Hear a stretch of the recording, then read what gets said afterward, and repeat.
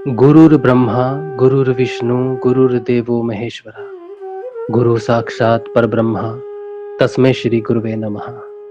तस्मै श्री गुरुवे नमः। तस्मै श्री गुरुवे नमः। बोलो समर्थ सदगुरुदेव संत श्री रामलाल जी सियाग की जय। बोलो शिव अवतारी महायोगी बाबा श्री गंगाई नाथ की जय। बोलो दशम अवतार कल की अवतार की जय। बोलो सनातन धर्म की जय। बोलो पालाना धाम की जय। बोलो जामसर धाम की जय। बोलो काजलवास धाम की जय। जय श्री गुरुदेव, जय श्री दादा गुरुदेव, जय श्री गुरुदेव,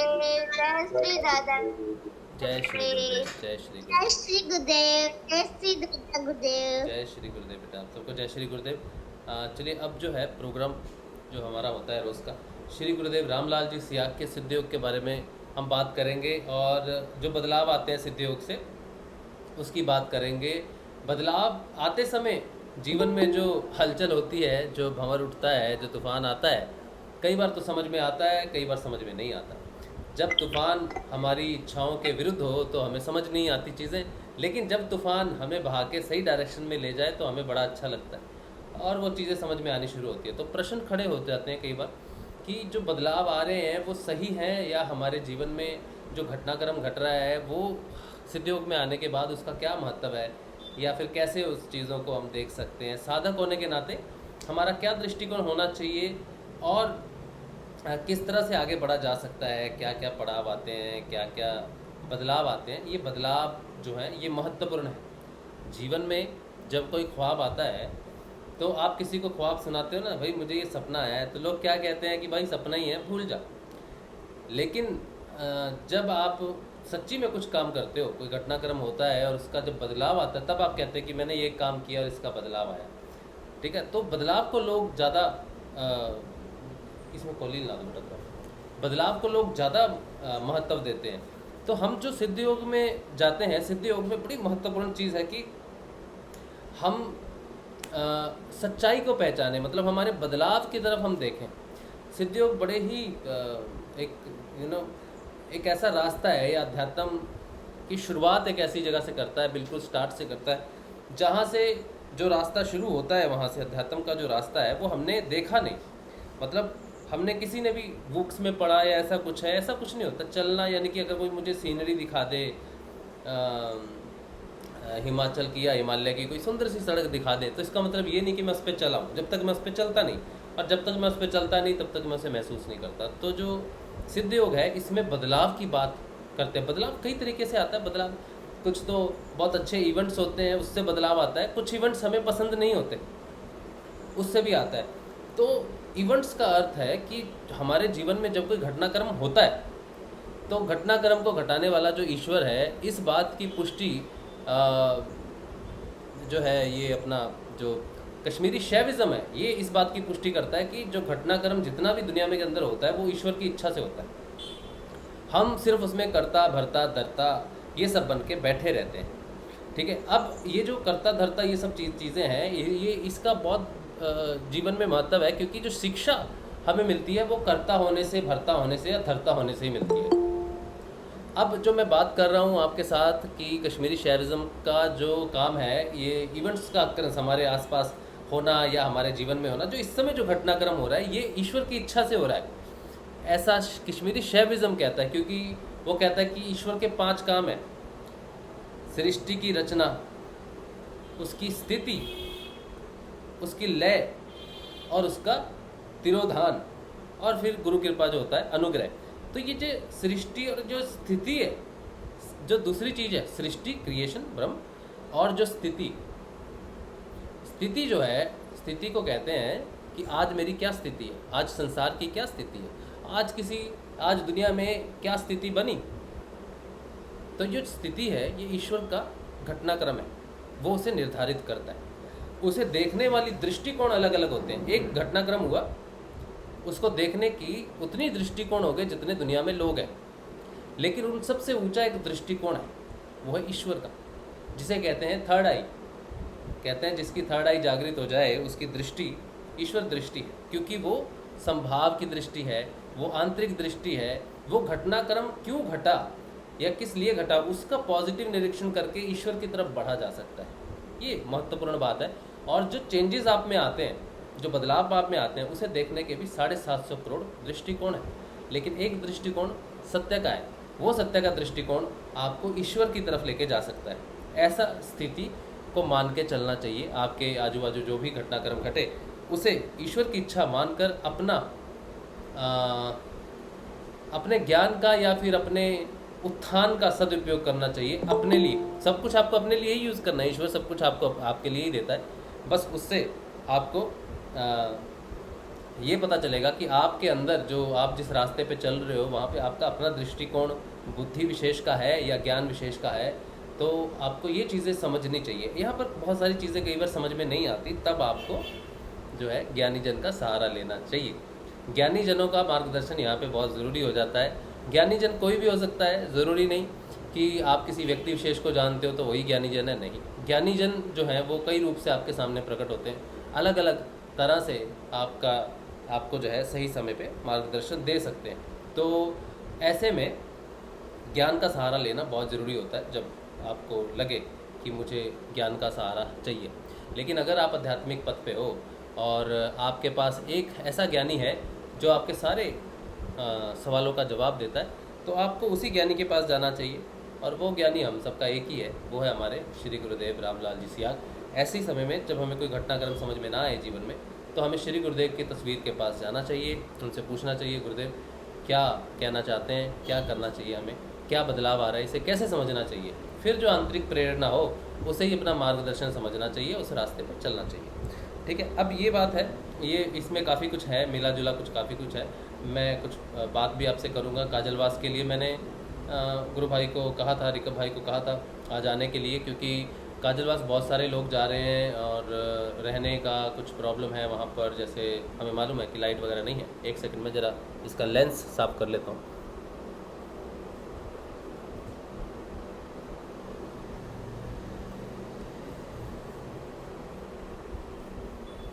जय श्री गुरुदेव। हाँ जी, जय श्री गुरुदेव। मेरा एक प्रश्न था। आपका प्रश्न है? हाँ 2 मिनट रुकोगे? 2 मिनट रुक जाओ, मैं ज़रा बात कंप्लीट कर लेता हूँ काजलवास वाली, फिर हम आपके प्रश्न पे भी आएंगे। ठीक है, मैं आपसे बात करूँगा। हाँ जय श्री गुरुदेव। अच्छा, तो जो काजलवास जो लोग जा रहे हैं और जो मन में है कि क्या करेंगे, कैसे रहेंगे, देखिए वहाँ पर अगर आप काजलवास क्या जगह है ये आप ढंग से पहले समझ लो। काजलवास एक तपोभूमि है। सोचो कि हिमालय में एक गुफा है, ठीक है, और गुफा में योगी मुनि ऋषियों ने पूजा की है, तपस्या की है। ठीक है, सोचो अभी भी अव्याप्त रूप से वो वहाँ पर हैं और तपस्या कर रहे हैं। अब आप वहाँ पे जाते हो, ठीक है, और उसके दर्शन करते हो, वहाँ पे बैठते हो, थोड़ी देर ध्यान करते हो, उस ऊर्जा का आनंद लेते हो। अब आप वहाँ पे ये नहीं एक्सपेक्ट कर सकते कि गुफा के पास कोई होटल है कि नहीं है, कोई चाय की दुकान है कि नहीं है, या फिर कोई रहने का बंदोबस्त है कि नहीं है, मोबाइल चार्जिंग का कोई पोजीशन है कि नहीं है, ये आप एक्सपेक्ट नहीं कर सकते। तो काजलवास बिल्कुल ऐसी ही जगह है, लेकिन वो ऐसी गुफा नहीं है, वो एक जगह है, एक गांव से सटी हुई। गांव के बिल्कुल एक गांव पड़ता है साथ में, उसके साथ में एक ऐसी जगह है, मेरे ख्याल से 2-2.5 किलोमीटर या 3 किलोमीटर होगा, या 4-5 किलोमीटर, यही कुछ होगा। अंदर में जाके एक जगह है, जंगल के बीच में, ठीक है। वहाँ पर एक जगह है, उसमें काफ़ी बड़ा एरिया है जो आप फोटो में देखते हो। वहाँ पे नाथों की समाधियाँ हैं, और उस वहाँ पे 2-4-6 घर भी होंगे जो वहाँ का रख रखाव करते हैं, वहाँ पे रहने वाले लोग हैं। लेकिन वहाँ पे संख्या नहीं है, मतलब जनसंख्या वहाँ पे रहने वाली नहीं है। वहाँ पे गुरुदेव का एक आश्रम बना हुआ है जहाँ पर आप ध्यान कर सकते हो, ठीक है। जब तक लाइट है तब तक आप घूमो फिरो, ऊपर देखो, पहाड़ियों पे भी कुछ मंदिर बने हुए हैं, गोरखनाथ जी का मंदिर है, और भी चीज़ें हैं आसपास, उनमें देखो। अगर बरसात हो रही हो तो कहते हैं काजलवास जाने का आनंद भी कुछ और है, ये चीज़ है। तो जो लोग सुबह जाते हैं, दोपहर को घूमते हैं, और शाम को उनको वापस अपने घर चले जाना चाहिए। ये सिस्टम बिल्कुल सही है, ठीक है। अब क्या हो रहा है कि बहुत सारे गुरु भाई और गुरु बहन वहाँ पर जा रहे हैं, तो वो कुछ दिन रुकना चाहते हैं। गुरु भाइयों का जो प्रोग्राम बना कि हम जाएंगे वहाँ पे, कुछ दिन रहेंगे, तपस्या करेंगे वहाँ पर जाके, तो हमारी तपस्या तो सिर्फ 15 मिनट सुबह और 15 मिनट शाम की ही है। ज़्यादा तपस्या तो हमारी है नहीं कि हमने कुछ मंत्रों का जाप करना है या कोई सिद्धि प्राप्त करनी है, ऐसा तो हमारा है नहीं कुछ भी। तो सुबह जाप करेंगे थोड़ी देर और थोड़ी पॉजिटिविटी में रहेंगे वहाँ पर थोड़ी देर, थोड़ा एक्सप्लोर करेंगे, थोड़ा वीडियोस बनाएंगे, थोड़ी जानकारी लेंगे, ये करेंगे गुरु भाई। लेकिन गुरु बहनों के लिए वहाँ पे क्या है करने के लिए? गुरु बहनें भी सुबह जा सकती हैं, एक्सप्लोर कर सकती हैं, फिर ध्यान कर सकती हैं, एक दिन ऐसा कर सकते हैं, दूसरे दिन भी ऐसा कर सकते हैं। लेकिन तीसरे दिन वो आपको थोड़ा सा ऐसा लगेगा जैसे रिपीटेटिव हो गया चीज़, कुछ है नहीं करने के लिए। ध्यान तो हम कर ही रहे हैं, वो चीज़ है। तो ध्यान में जो आपको पहले दिन मिल जाएगा, पहले ध्यान में मिल जाएगा, वो बहुत विशेष होगा। तो उसके बाद रिपीटेटिव लगेगा, 2 दिन 3 दिन 4 दिन या 5 दिन रुकना, थोड़ा सा आपको लगेगा कि हाँ थोड़ा समय ज़्यादा है। 2 दिन के लिए भी जा रहे हैं तो भी गुरु बहनों के लिए ये समस्या हो सकती है कि वहाँ पे रहने का प्रॉपर इंतजाम नहीं है। एक गुरुदेव का बहुत बड़ा धर्मशाला है वहाँ पर, आप वहाँ पे रह लिए, लेकिन रात को अगर आपको बाथरूम जाना है या फिर टॉयलेट जाना है या फिर, तो फिर थोड़ी सी दिक्कत हो सकती है वहाँ पर। ठीक है, अब इसका इलाज क्या है? इसका इलाज ये है कि सिरियारी गाँव एक पड़ता है पास में, सिरियारी गांव में हमारे गुरु भाई रहते हैं। एक तो रिकव जी रहते हैं वहाँ पर, ठीक है, वो बेंगलोर में रहते हैं, वहाँ काम करते हैं, उनका गांव है सिरियारी गांव। और वहीं पे एक और गुरु भाई रहते हैं, उनका नाम है भगत जी। ठीक है, भगत जी गुरुदेव के बड़े ही प्यारे शिष्य हैं, उनकी बात आपने सुनी होगी, जो एक वीडियो आया था उनका, वो भी वहीं पर रहते हैं। तो उनसे बात हुई है रिकव जी की कि कुछ साधक आएंगे, उनके रहने का और उनके खाने का इंतजाम करना है। ठीक है, कुछ दिन के लिए, हो सकता है 2 दिन के लिए। जैसे 24 तारीख का प्रोग्राम है तो 23 तारीख, 24 तारीख और 25 तारीख 3 दिन का वो प्रोग्राम वहाँ पे अरेंज कर देंगे। ठीक है, इस 3 दिन में आपको अगर किसी चीज़ की रिक्वायरमेंट हो तो वो उनसे बात करके सॉर्ट आउट किया जा सकता है। 23, 24, 25 जेन्युइन 3 दिन का वो इंतज़ाम अगर करवा देते हैं तो अच्छा है। लेकिन उससे ज़्यादा अगर आप रुक रहे हो और उसके लिए आपकी कोई रिक्वायरमेंट है तो हमें उनसे पर्सनली बात करनी चाहिए। ठीक है, उनसे पर्सनली बात करके पूरा सिस्टम जानना चाहिए। तो आज मैंने वैसे तो रिकव जी को बोला है, अगर वो ज्वाइन आज करते हैं तो वो हमसे बात करेंगे, बता देंगे हमको क्या सिस्टम है। तो उन्होंने तो कहा है कि कोई समस्या नहीं है, कुछ नहीं है, इंतज़ाम हो जाएगा। लेकिन एक पॉइंट ऑफ कांटेक्ट होना ज़रूरी है, एक कंफर्मेशन होनी ज़रूरी है उस चीज़ की कि क्या है क्या नहीं है। अगर पिक्स वगैरह मिल जाए, कहाँ पर रहना होता है, तो वो ज़्यादा बेहतर हो जाती है चीज़। एक चीज़ का हमें खास ध्यान रखना है कि हम जा रहे हैं और जहाँ हम रुक रहे हैं, जहाँ हमारा खाने का इंतज़ाम हो रहा है, वो कोई होटल नहीं है। ठीक है, वो कोई गुरु भाई हमारे लिए इंतज़ाम कर रहा है। तो अपनी जो एक्सपेक्टेशंस हैं उनको हम अपने घर में रख के जाएँ कि हमें कोई गर्म पानी मिलेगा नहाने के लिए, ठंडा पानी मिलेगा या स्वादिष्ट खाना मिलेगा। स्वादिष्ट तो मिलेगा ही, लेकिन एक्सपेक्टेशन हमें अपने घर में रख के जानी चाहिए, क्योंकि हम किसी होटल विशेष में नहीं जा रहे। ठीक है, एक गुरु भाई हमारे लिए इंतज़ाम कर रहे हैं ताकि हमें कोई रहने की या हमें किसी प्रकार की कोई दिक्कत ना हो। वो एक गुरु कृपा से, गुरु कार्य से हमारे लिए कुछ कर रहे हैं। हमें क्या करना चाहिए? हमें उनका सहयोग करना चाहिए कि हम किस तरह से उनका सहयोग कर सकें ताकि उनको कम से कम जो है परेशानी हो। ठीक है, परेशानी तो कोई कहता नहीं कि गुरु कार्य है कोई परेशानी है, लेकिन जब हम काम करते हैं तो ऑब्वियसली हम बहुत कुछ उसमें लगाते हैं और बहुत चीज़ें जजमेंटल हो जाती हैं कि ये था, वो था, या ये नहीं था। तो हमारी सहायता के लिए जो भी वहाँ पर हो रहा है उसको देखते हुए, उसको ध्यान में रखते हुए वहाँ पर हमें व्यवहार करना चाहिए और वहाँ पर उनका सहयोग करना चाहिए और देखना चाहिए कि क्या चीज़ें हैं, क्या क्या नहीं है। ठीक है, तो आज मैं देखता हूँ अगर वो आते हैं सेशन के दौरान तो उनसे बात करेंगे, ये बात है। नहीं तो कल को मैं बात करके एक पॉइंट ऑफ कांटेक्ट, जो लोग काजलवास जा रहे हैं उनके लिए पॉइंट ऑफ कांटेक्ट जो है वो मैं दे दूँगा कि ये पॉइंट ऑफ कांटेक्ट है। मैं भी एक बार बात कर लूँगा उनसे तो आपके पास भी हो जाएगा। अब ये एक चीज़ और है इसमें, जो काजलवास के लिए जो एक ग्रुप बना है, जो लोग जा रहे हैं पलाना, जामसर और काजलवास जो भी जा रहे हैं, उनके लिए मैंने एक ही ग्रुप बनाया है। एक ही ग्रुप इसलिए बनाया है कि आप कनेक्टेड रहो सबके साथ। काजलवास और पलाना का ग्रुप अलग इसलिए नहीं बनाया कि वो डिसकनेक्टिविटी हो जाती है, क्योंकि कुछ लोग पलाना भी जा रहे हैं, कुछ लोग जामसर भी जा रहे हैं और फिर काजलवास भी जा रहे हैं, कुछ लोग तीनों गांव जा रहे हैं और कुछ लोग जो हैं वो सिर्फ काजलवास जा रहे हैं। ठीक है, तो गुरु भाई है करण, वो कह रहे हैं कि काजलवास का डाटा मेंटेन करने के लिए काजलवास का अलग ग्रुप उन्हें चाहिए। ठीक है। तो एक ही ग्रुप में उनको थोड़ी सी मुश्किल हो रही है सारा डाटा निकालने के लिए, तो काजलवास का एक ग्रुप बनाना चाहते हैं वो। मैंने उनको कहा ठीक है, अगर आप ग्रुप मेंटेन करना चाहते हो तो करो, लेकिन एक बार आपने काजलवास का ग्रुप अलग मेंटेन करना शुरू कर दिया तो फिर बाकी लोग जो पलाना से आ रहे हैं या आना चाहेंगे अचानक, प्लान जो है ना वो अचानक बनता है। हमारा भी प्लान अचानक ही बना था, उस समय कितने लोग थे, तो कई बार क्या होता है डिसकनेक्टिविटी हो जाती है। तो मुझे डिसकनेक्टिविटी की वजह से कोई प्रॉब्लम ना हो जाए, ये इसी का थोड़ा सा था। लेकिन फिर भी अगर आपको लगता है कि आपको जामसर वालों के लिए अलग ग्रुप बनाना चाहिए तो आप वेलकम हो, वो अपना ग्रुप शेयर कर देंगे, आप उस ग्रुप को ज्वाइन कर सकते हो काजलवास को। लेकिन मेरी सजेशन यही है कि हमें थोड़ा सा डाटा मेंटेन करना पड़ेगा, दिक्कत तो होगी, लेकिन ये होगा कि कोई अगर आना चाहे पलाना वालों में से भी तो उनको रेगुलर इन्फॉर्मेशन मिलती रहे। आप पिक्स अपलोड करते हो या कुछ भी करते हो जाके वहाँ पर, तो किसी का अचानक प्लान बन जाएगा तो उसके लिए सहायता हो जाएगी, ये मेरा मानना है। ठीक है, बाकी अगर फिर भी आपको लगता है कि अलग ग्रुप होना चाहिए काजलवास के लिए तो आप वैसा कर सकते हो, क्योंकि मैं तो नहीं जा रहा, मैं तो यहीं से जो भी कर सकता हूँ कर रहा हूँ, कोशिश कर रहा हूँ वैसा करने की कि एक साथ हो जाए सब कुछ, ये चीज़ है। अब बात आती है कि जो टी शर्ट्स बनवाई हैं, कुछ तो बन रही हैं, कुछ बन के आ गई हैं मेरे पास। ठीक है, 2 बैग तो मेरे पास आ गए हैं।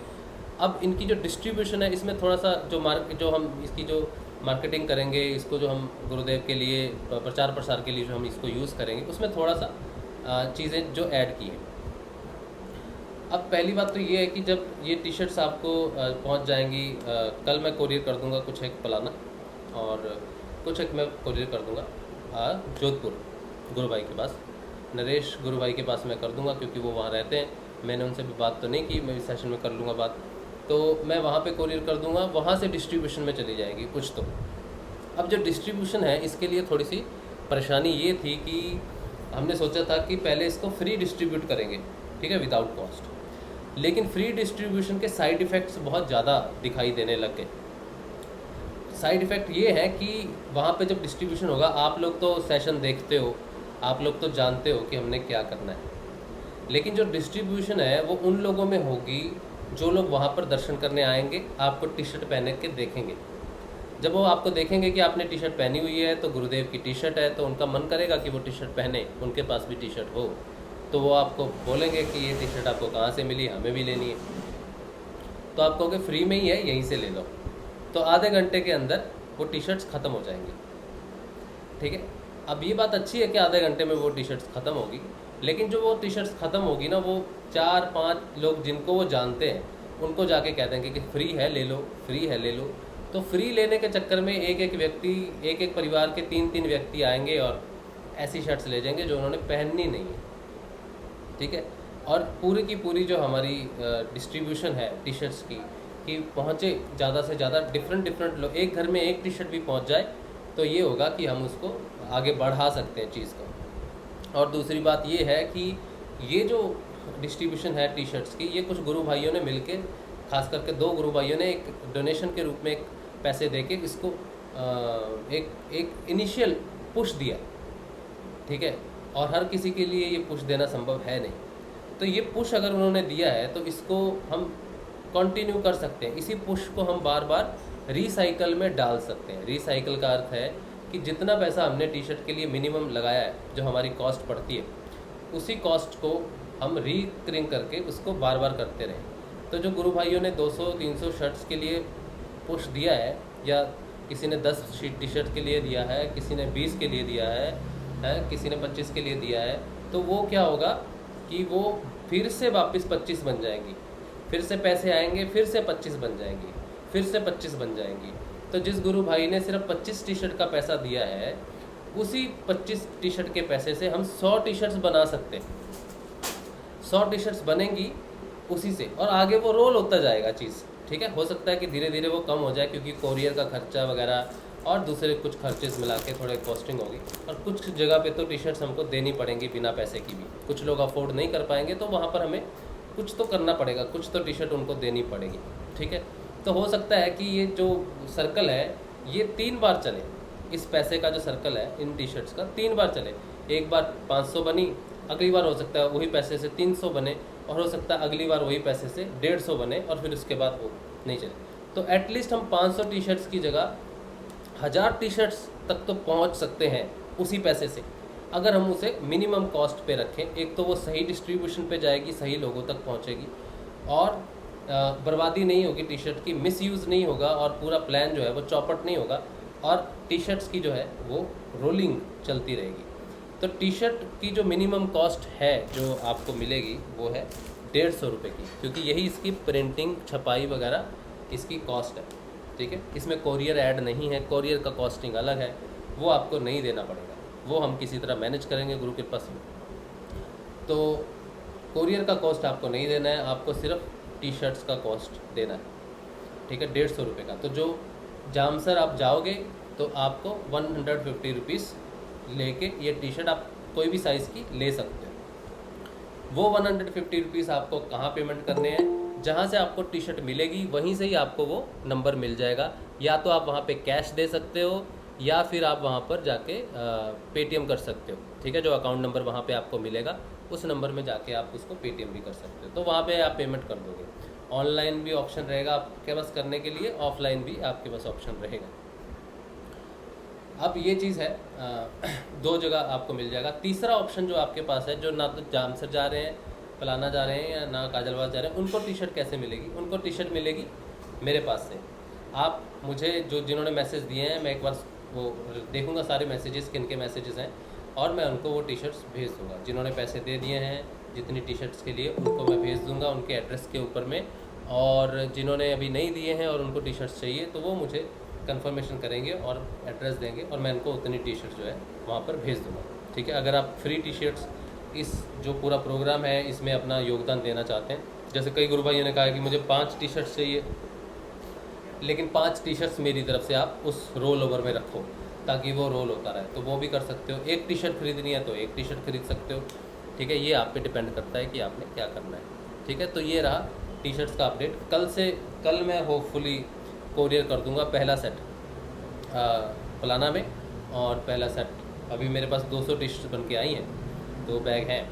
ठीक है,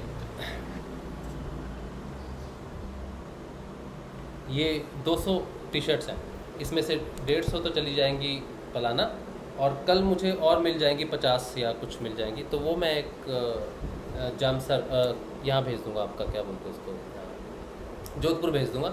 जोधपुर से वो गुरु भाई ले जाएंगे, कैसे ले जाएंगे, थोड़ा सा गाड़ी में लेके जाना पड़ेगा उनको, वहाँ पे रख लेंगे, और 2-3 दिन जो रहेंगे उनको आप दे देना। बाकी जिनको भी जो भी रिक्वायरमेंट जनरेट होगी वो उस हिसाब से एक सेंटर पॉइंट करके थोड़ा सा कर लेंगे इन्फॉर्मेशन। ठीक है, फर्स्ट टाइम कर रहे हैं तो होगा, लेकिन उम्मीद है कि पहुँचेगा लोगों तक काफ़ी। तो ये टी शर्ट्स का अपडेट रहा। ठीक है, बाकी मैं बात कर लूँगा। अब हम करते हैं अपना काम जो डेली का है, जो श्री गुरुदेव के सत्संग का कार्य है, जो सिद्ध योग से आने वाले बदलाव हैं, या सिद्ध योग की बात करते हैं हम लोग, उसके बारे में हम बात करेंगे। प्रश्न कुछ होगा तो हम वो प्रश्न ले लेंगे। ठीक है सर जी, जय गुरुदेव। हाँ जी कमल जी, जय श्री गुरुदेव। मेरे को भी तो चाहिए सर जी टी शर्ट गुरुदेव की। लीजिए, मैंने वही तो कहा है कि आपको मिल जाएगी, बस आपको आपने मेरी पूरी बात सुन ली ना? जी जी जी। हाँ, बस फिर आप अब मेरे को मैसेज करेंगे कि मुझे ये टी शर्ट चाहिए, तो मैं आपको भिजवा दूंगा, एड्रेस भिजवा देंगे।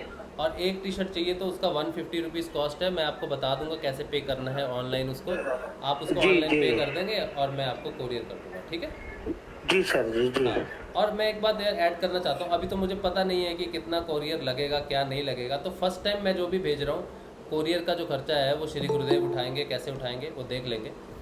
दूसरी बार मैं देखूंगा अगर कोरियर का खर्चा बहुत ज़्यादा पड़ेगा तो उसको समहाउ हम लोग टी शर्ट की कॉस्ट में ऐड करने की कोशिश करेंगे कि वो ऐड होके जाए, लेकिन फर्स्ट टाइम कोरियर हमें आइडिया नहीं है बिल्कुल भी, तो वो मैं ऐड नहीं कर रहा हूँ, वो देख लेंगे, मैनेज करूँगा मैं।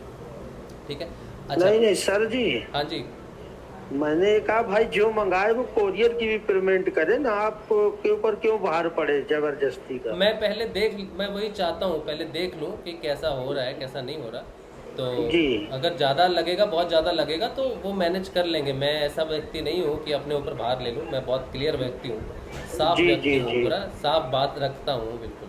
जी ठीक है, तो बहुत सुंदर, मैं देख जिनको लेता चाहिए वो पेमेंट करे, ले ले। हाँ हाँ, तो मैं ये देख लेता हूँ कल, क्योंकि ये 150-200 शर्ट्स बहुत बड़ा बैग है, बहुत भारी बैग है, ये तो उठाने में हालत ख़राब होगी मेरी आज।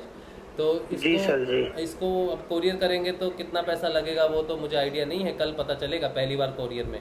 तो उनके साथ एक जी टाई अप करेंगे कि हमें कोरियर करना है, रेगुलर कैसे करना है, इसकी कैसे पैकेजिंग होगी, तो मुझे एक बार आइडिया हो जाए फिर मैं बता दूंगा आपको, ठीक है। जी सर जी हाँ जी। हाँ, जय गुरुदेव, जय दादा जय गुरुदेव। श्री गुरु, जय श्री गुरु। अच्छा, पहला क्वेश्चन जो है वो सोनिका का प्रश्न, सोनिका बोल रहा हूँ, सुनीता जी का पहला प्रश्न था। सुनीता बेटी कहाँ हो आप प्रश्न कुछ बोल रहे थे।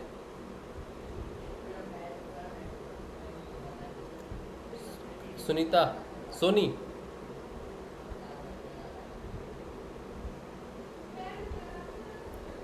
अच्छा मुझे लगता है लॉग आउट, किसी वजह से लॉग आउट हो गई है, प्रश्न कर रही थी। अच्छा, नरेश आप हो क्या सेशन में इधर। जय श्री गुरुदेव। जय श्री गुरुदेव। आप काजलवास कब जा रहे हो। काजलवास प्लान तो 20 तारीख को सुबह का है। अच्छा, तो 20 को सुबह हम यहाँ से निकलेंगे। वैसे वो प्रदीप भाई है, वो भी जोधपुर से होते हुए निकलेंगे यहाँ से। अच्छा, उनकी ट्रेन भी, तो उसी ट्रेन में मैंने टिकट करवाई है। हाँ, तो 20 को तो हम वहीं रुकेंगे मारवाड़ जंक्शन में। तो फिर मैं टी शर्ट भिजवाना चाहता था जोधपुर, कहाँ भिजवाऊँ, क्योंकि कल है 19 तारीख, कल भेजूंगा तो परसों तो मिलेंगी नहीं, 20 को तो मिलेंगी नहीं, 22 तारीख तक मिलेंगी, तो कहाँ भिजवाएं फिर टी शर्ट्स। 22 को या तो आप चौधरी साहब के यहाँ भिजवा दो। तो कहाँ पर। चौधरी साहब ये अपने ना रामदयाल जी चौधरी। हाँ, तो फिर वो सिरियारी में पहुंचा दे। सिरियारी में कितना समय लगेगा पहुंचने में। सिरियारी में पहुंचने में तो वो देखना पड़ेगा, वहाँ से उनका आगे से कोरियर कहाँ है, कैसे क्या व्यवस्था रहती है उनकी। हाँ, तो जोधपुर में अगर पहुंचा दे, फिर जोधपुर से तो फिर जाना तो पड़ेगा किसी को काजलवास। जोधपुर से काजलवास जाना पड़ेगा, पर हमारी 20 की टिकट है तो 20 को तो पहुंचना पॉसिबल नहीं हो पाएगा। 20 को तो मॉर्निंग में निकलूंगा मैं 5 बजे यहाँ से। हाँ, कितने दिन। 5:20 पे ट्रेन रवाना हो जाएगी यहाँ से। सुबह। हाँ सुबह। अच्छा, तो फिर वहाँ पे तो नहीं होगा, फिर सिरियारी में ही किस भेजनी पड़ेगी भगत भाई को। हाँ, फिर वो वहाँ डायरेक्ट टिकट का नहीं करना पड़ेगा। सिरियारी पास में पड़ता है, तो सिरियारी से ट्रांसपोर्टेशन हो सकती है। अगर 23 को भी पहुँचे टी शर्ट सिरियारी में तब भी मिल जाएगा। हाँ आराम से मिल जाएगा। अच्छा, तो ठीक है, फिर सिरियारी में ही भेजेंगे, या तो गांव का एड्रेस ले लेंगे। सिरियारी में अपने 2-3 ग्रुप भाई हैं तो उनको भिजवा देंगे फिर। ठीक है। एक मैं पूछ रहा था, वहाँ पे जो रहते हैं काजलवास में, उनके कॉन्टेक्ट नंबर वगैरह कुछ है आपके पास। काजलवास में जो रहते हैं। हाँ, गुरुदेव के वहाँ जो हॉल बना हुआ था अपना, वहाँ पे जो मिले थे हमको भैया मिले थे, उनके कॉन्टेक्ट नंबर है क्या आपके पास। पंडित जी। हाँ पंडित जी। पंडित जी का नंबर मेरे पास तो नहीं है, लेकिन मिल जाएगा आपको नंबर उनका। अच्छा, क्योंकि अगर होता तो क्या एक बार हम वहाँ पे भी उनसे बात कर लेते क्या है। मेरे पास है। हाँ, नरहरि भाई के पास है। अच्छा, आपके पास है तो आप मुझे व्हाट्सएप करना ना नंबर। हाँ ठीक है। एक्चुअली हम लोगों का ये है कि अगर हम 20 तारीख को वहाँ पहुँचते हैं तो वहाँ पे अगर नियरेस्ट में कोई धर्मशाला वगैरह होगी कोई, तो वहाँ के कॉन्टेक्ट नंबर ग्रुप में डाल देंगे। हाँ बिल्कुल। क्योंकि वहाँ से तो हम क्या फिर 20 तारीख को 21 तारीख को सुबह निकलेंगे काजलवास के लिए। हाँ, फिर 21 को हम चले जाएंगे, वो ऊपर जो समाधि बनी हुई है ना गोरखनाथ जी ने दर्शन। हाँ, तब पहले कार्यक्रम कर दोगे। ये तो मतलब आपके 24 के बाद का नहीं था, 24 से 27 के बीच। मेरा प्रदीप सरपंच जी का और वो बंसी जी वो है ना, नाम हाँ। भूल गया, राम मोहन बंसल है, बंसल जी है, वो है, और एक ये भी है करण। तो हम चारों का प्रोग्राम तो ये है कि 21 तारीख को काजलवास पहुंचे, हम लोग वहाँ चले जाएंगे, फिर 5-7 दिन ऊपर वहीं रहेंगे अगर रुकने की व्यवस्था हुई तो।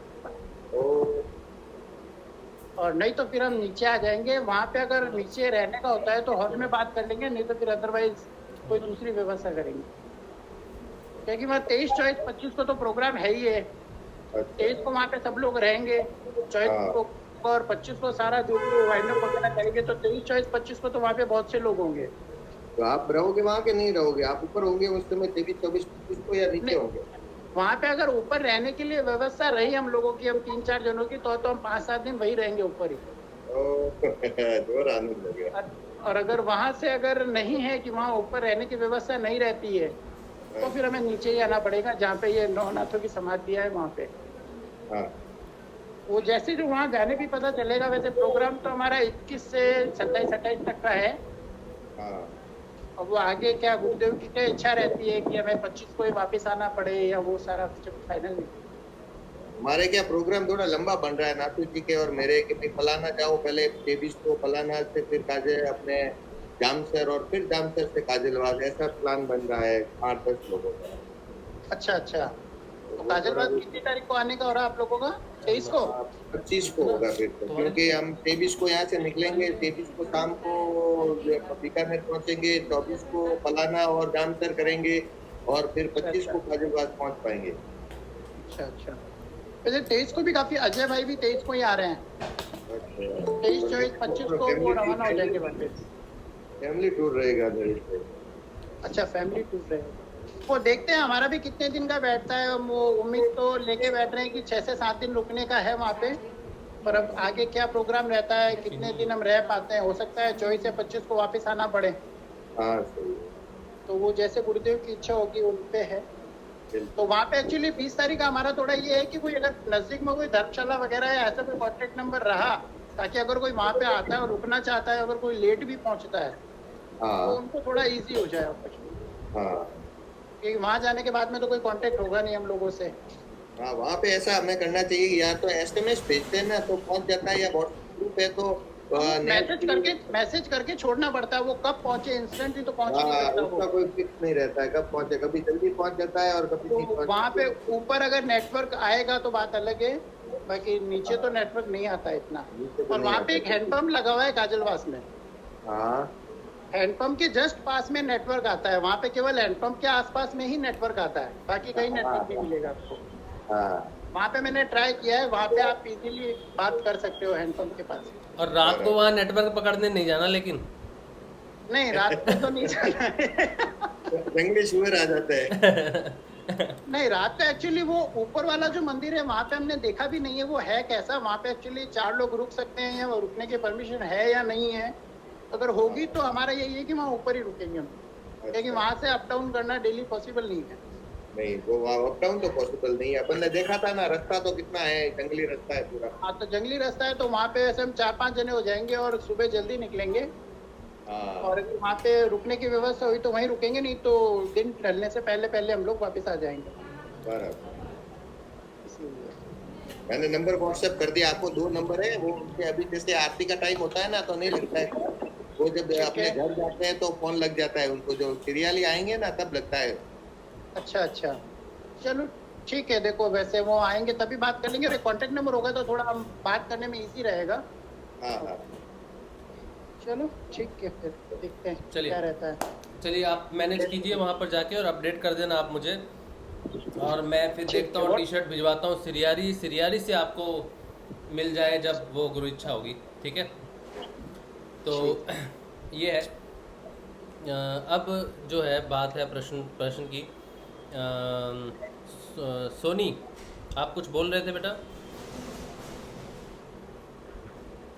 जय श्री गुरुदेव। जय श्री गुरुदेव। मुझे गुरुदेव 1 महीने से घर दिखा रहे हैं। 1 महीने से घर दिखा रहे हैं? हाँ कौन सा घर दिखा रहे हैं? वो पुराना घर है, वो उसके पास एक नदी भी है। अच्छा, 1 महीने से लगातार एक ही मैंने चीज दिख रही है? मैंने गुरुदेव को उसके बारे में पूछा था, गुरुदेव ने कुछ नहीं कहा। गुरुदेव ने कहा वो घर है, उस घर में है ना, इतना नहीं कहा। उस घर में रहना? नहीं, वो घर है ना, उस घर में है ना, ऐसे इतना ही कहा। अच्छा अच्छा, हो सकता है बेटा कोई अनुभूति हो आपकी, हाँ। और जब तक उसका सारार्थ नहीं मिलता तब तक तो ऐसे ही कुछ किया नहीं जा सकता। कई बार दिखती हैं कुछ चीज़ें होने वाली, पहले उनका आभास हो जाता है साधक को, ऐसा कुछ हो सकता है, ठीक है। अगर लगातार एक ही चीज़ दिख रही है तो गुरुदेव सही समय आने पे आपको बताएंगे क्या चीज़ है, ठीक है। चलिए, अच्छा, जय श्री गुरुदेव। जय श्री गुरुदेव। जय श्री गुरुदेव। और किसी का कोई प्रश्न है या कोई कुछ कहना चाहता है तो कह सकता है, बता सकता है। यूट्यूब पे जय श्री गुरुदेव सर। जय श्री गुरुदेव उत्तम, तुम वापस आ गए सिद्धि योग में? सर आवाज इधर बहुत आ रही है सर। आवाज़ मेरी तरफ से तो नहीं आ रही, आप ही की तरफ से आ रही है कुछ। नहीं इधर आ रही है सर, इधर हो रही है आवाज बहुत आ रही है। अच्छा ठीक है, थोड़ी देर में बात कर लेना अगर आवाज़ है तो। सर आपका नंबर चाहिए मुझे, टी शर्ट चाहिए वो। लेकिन तुम सिद्धि योग में वापस आ गए क्या? तुमने तो सिद्धि योग छोड़ दिया था। जी सर वापस गुरुदेव खुद ही ले आए सर, मतलब पता नहीं हम छोड़ दिए थे क्योंकि राम नाम का, फिर वहाँ गए थे तो क्या हुआ सर मेरे साथ, मतलब कि मेरा पैर टूट गया था। मैं जानता हूँ। राम मंदिर में जा करके सही हनुमान मंदिर में, हाँ तो और वहाँ बोले थे राम नाम का जाप करने के लिए। हाँ और लेकिन फिर कुछ दिन में पता नहीं चला सर, गुरुदेव ऐसा लगा ना कि हमको वहाँ से खींच करके बोले कि तुमको यहाँ हम तुमको हम ही भेजे थे। ऐसा मेरे मन में एक विचार आया और फिर से गुरुदेव से जुड़ गए, राम नाम छोड़ दिए सर। अच्छा चलिए, मैं आपको मैसेज कर दूंगा मेरा नंबर, ठीक है? आप टी शर्ट चाहिए ना आपको, तो मैं जी सर। मैसेज कर दूंगा आपको मेरा नंबर, मेरे पास है आपका नंबर। है ना सर, भेज दीजिएगा। हाँ मैं भेज दूंगा, ठीक है? ठीक है सर, बहुत आवाज इधर हो रही है।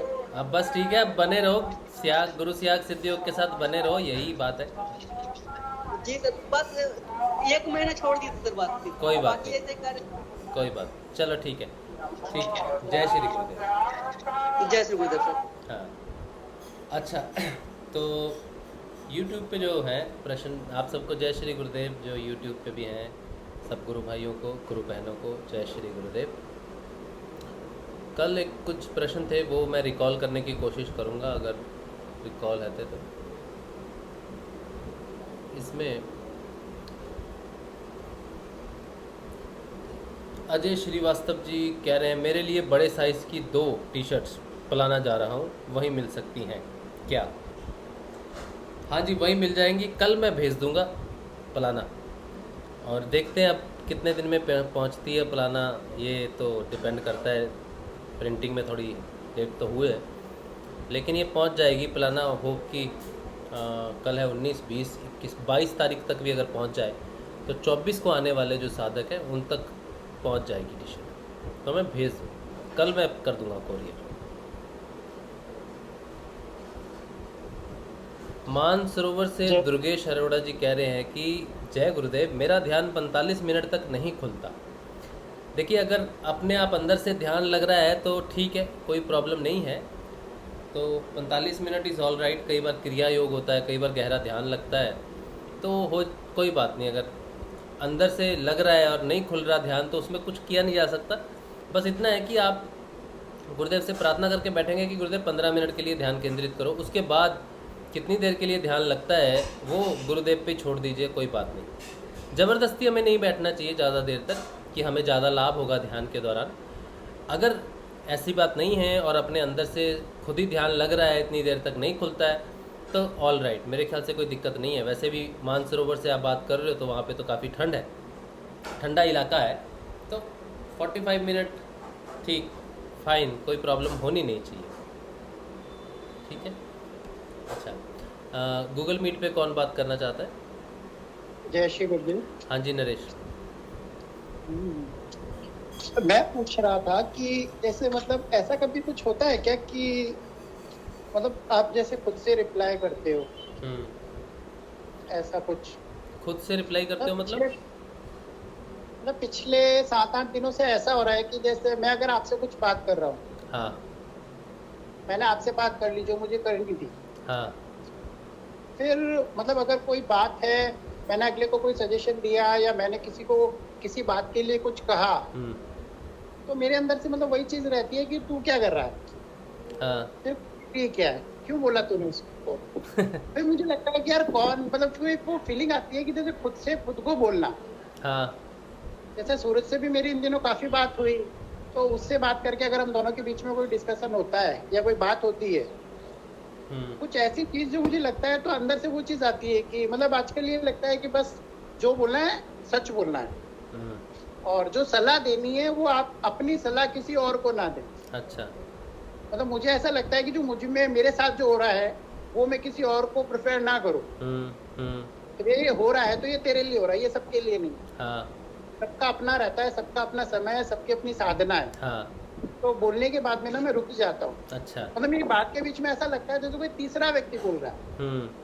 मैंने कहा कहाँ 2 से 1 होने की कोशिश हो रही थी और हम 2 से 3 हो गए। अच्छा।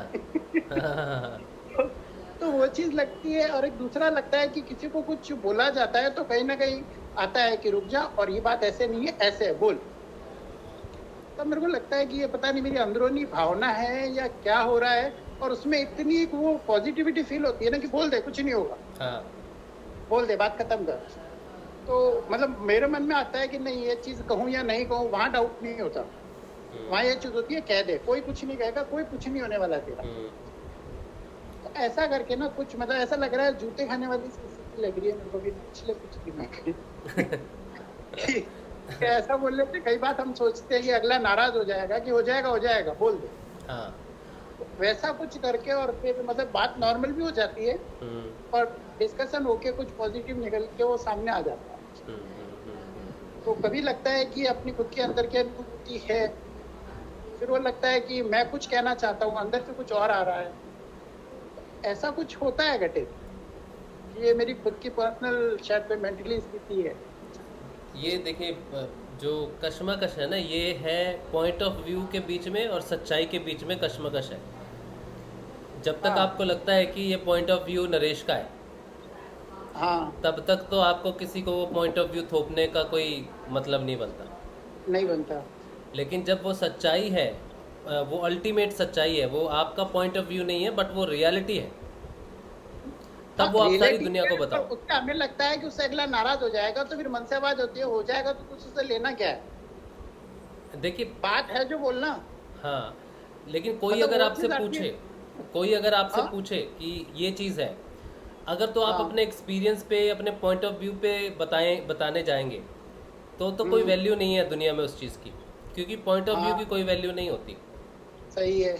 लेकिन जब सच्चाई है, जो अल्टीमेट ट्रुथ है, उसको हाँ। अगर बताने जाओगे तो फिर उसकी वैल्यू वो व्यक्ति करे ना करे, उस उस सच की वैल्यू अपनी जगह होती है। किसी व्यक्ति की मोहताज नहीं होती उसकी वैल्यू। हाँ, नहीं एक्चुअली चल ही रहा है कि मैं खुद से एनालिसिस कर रहा हूँ। जैसे मैंने आपको कहा कि राशिव भाई ये चीज गलत है, शायद लाइफ में ये इंसान को नहीं करनी चाहिए, तो रिप्लाई आता है तू करता है क्या? नहीं, क्या, फिर से बताइए। जैसे मैंने आपको कोई सजेशन दिया कि ठीक है शक्कर नहीं खानी चाहिए, हाँ। तो मुझे पता है कि मैं तो खाता हूँ। हाँ। फिर रिप्लाई आता है तूने छोड़ रखी है क्या, तू अगले को कह रहा है। अच्छा। तो वैसा कुछ करके बनता है। मैंने कहा यार पर अगले को नहीं खानी चाहिए क्या, उसकी बात छोड़, तूने छोड़ा क्या? तो मैंने कहा मैंने नहीं छोड़ा। क्या? तो तेरा हक नहीं बनता तुझसे कुछ कहे। तो ऐसा करके हम दोनों में ना मतलब ये लगता है वो पागल वाली स्थिति नहीं होती कि इंसान खुद से बातें किए जा रहा है पर उसमें सच्चाई होती है कि सच यही है। ऐसा करके ना हर बात में यूं लगता है कि अब पता नहीं, मेरे ख्यालों में पहले वही होता था जो मैं सोच के रिप्लाई कर देता था, बात एंड होती थी। अब बात एंड नहीं होती है, अब बात में बात निकल के आ जाती है। अब आप मुझे एनालिसिस नहीं कर सकते, पर वो मुझे मतलब ऐसा लगता है कि इससे कुछ छुपा नहीं है, तो थोड़ा दबना पड़ता है कि नहीं ये है तो सच, से पता भी है। मतलब कहते हैं ना, खुद को स्वयं को मैं अपने आप को अच्छी तरीके से जानता हूँ, और जो मुझे रिप्लाई दे रहा है वो मुझसे भी ज्यादा अच्छी तरीके से जानता है। देखिए, वैसा- एक बात सुनिए। हाँ। किसी को कोई चीज़ जब प्राप्त होती है, हम्म। तो या तो उसके पर्सनल यूज़ के लिए होती है या फिर वो जग कल्याण के लिए होती है। आध्यात्मिक ज्ञान जो है अगर किसी को प्राप्त हो तो वो जगत कल्याण के लिए है, पर्सनल यूज़ के लिए नहीं है। हाँ। ठीक है। आपको अगर कुछ ऐसे पॉइंट ऑफ व्यू जैसे आपको ये मिलते हैं, अंतरात्मा से आपको प्रेरणा मिलती है किसी व्यक्ति विशेष के लिए, ठीक है, तो आपको हो सकता है कि वो सच्चाई पता चल रही है, उसके बारे में आपने सोचा, उस व्यक्ति विशेष के बारे में सोचा, और आपको उसके ज्ञान हो गया अंतर स्थिति का। ठीक है। ये आप उसको कुछ बता नहीं रहे, आपने बस ध्यान कर लिया उस पर और उसकी अंतर स्थिति का आपको ज्ञान हो गया। अब इस ज्ञान को आप उसको देते हो कि नहीं देखते हो, ये आपकी पर्सनल मैटर है कि आप जानते हो कि यार उसको बताएं कि नहीं बताएं, ज़रूरी नहीं है बताना। ठीक है। लेकिन आपको उस चीज़ का ज्ञान हो गया क्योंकि आप उस चीज़ पे ध्यान कर रहे हो। अब आपको ये पता चल गया कि मैं जब ध्यान कर रहा हूँ तो मुझे उस चीज़ के बारे में क्वेश्चन आंसर मिल रहे हैं, क्यों ना मैं बेहतर चीज़ों पे ध्यान करूं, क्यों ना मैं गुरुदेव के ध्यान करूं, या फिर क्यों ना मैं अपने प्रश्नों पे, आध्यात्मिक ज्ञान पे ध्यान करूं। तो ये एक साइन है कि आपको अपने अंदर से रिप्लाईज मिलने शुरू हो गए। बट प्रॉब्लम ये है कि आप जो बात कर रहे हो ना, वो ध्यान का केंद्र कुछ और है, कोई व्यक्ति विशेष है। सूरज हो सकता है, मैं हो सकता हूँ, आपके कोई नहीं, दूसरे। व्यक्ति विशेष नहीं है। ज्यादा बातों में ना रिप्लाई मुझे मेरे प्रति मिलते हैं कि तू क्यों कह रहा है। तो मैंने कहा सही, अब मैं आपको अगर कुछ पॉजिटिव बात कह रहा हूँ तो ऑब्वियस है वो बात तो सही है, हाँ पर वो चीज मतलब सामने निकल के ये आती है कि तुझ में नहीं है ना, जब तक तुझे कहने का अधिकार नहीं। हाँ, ये तो अरे सही बात है, तो सही ये तो सही बात है बिल्कुल। और कि तुझ में नहीं है तो जब तक तू कर लेना फिर कहना। हाँ। गलत नहीं है, पर तू कर ले तब कहना। हाँ, ये बिल्कुल सही बात है। ये तो अल्टीमेट ट्रुथ है कि जो बदलाव आप में नहीं है वो दुनिया में आप नहीं ला सकते। हाँ, बस उसी को लेके थोड़ा कश्मकश हो जाता है मेरी सोच पे कि हाँ। हाँ यार है तो नहीं। तो फिर वो लगता है कि जैसे कि आपने साक्षात मुझे डांट दिया हो हाँ कि नरेश भाई आप कह रहे हो, आप करते हो क्या। हाँ तो एक वो वाली फीलिंग आती है यार कि करता तो नहीं होता, फिर तूने क्यों कहा। फिर मैं रुक जाता हूँ। तो अब लेकिन वो चीज रहती। लेकिन जैसे शक्कर खाने वाली बात है कि आपने कहा कि राशिद भाई अब शक्कर मत खाओ, हाँ ये बात तो सही है, मुझे नहीं खानी चाहिए। मैं डायबिटिक तो नहीं हूँ, मैं प्री डायबिटिक हूँ पिछले साल से, हाँ, ठीक है। तो मुझे शक्कर नहीं खानी चाहिए। नहीं खानी चाहिए, पर अगर वो चीज गलत है और वो मुझे भी नहीं करनी चाहिए तो मुझे रोका जाता है कि तू खुद में चेंज कर फिर कहना। हाँ एक थोड़ा सा रहता है। फिर मैं अब सूरज से बात करता हूँ तो अभी कई बार मैं रुक जाता हूँ या उसे कह देता हूँ भैया देख तेरी इच्छा हो जैसे करना, मन में आया कह दिया। हाँ, नहीं ये तो वो एक चीज़ आप हो मेरे जाती ख्याल से ये दो चीज़ें हैं इसमें। पहली तो ये बात कि आपको किसी के बारे में कोई चीज़ पता चल रही है, ज़रूरी नहीं है कि वो उसको सुधार करना है। जैसे शक्कर खानी अगर मुझे बंद करनी चाहिए, जो आइडियली मैं इसलिए नहीं करता हूँ ये सारी चीज़ें कि मैं अपने आप को समर्पित करके बैठा हूँ और मैं अपने मन से ज़्यादा डिसीजन नहीं लेता अपने लिए, ठीक है। लेकिन एक पॉइंट होगा कि मुझे छोड़नी पड़ेगी शक्कर इन केस, ठीक है। लेकिन वो अलग डिसीजन है, वो भौतिकता है। लेकिन आपको अगर उस चीज़ के बारे में ज्ञान हो रहा है तो ज़रूरी नहीं है कि आपको भी शक्कर छोड़नी चाहिए।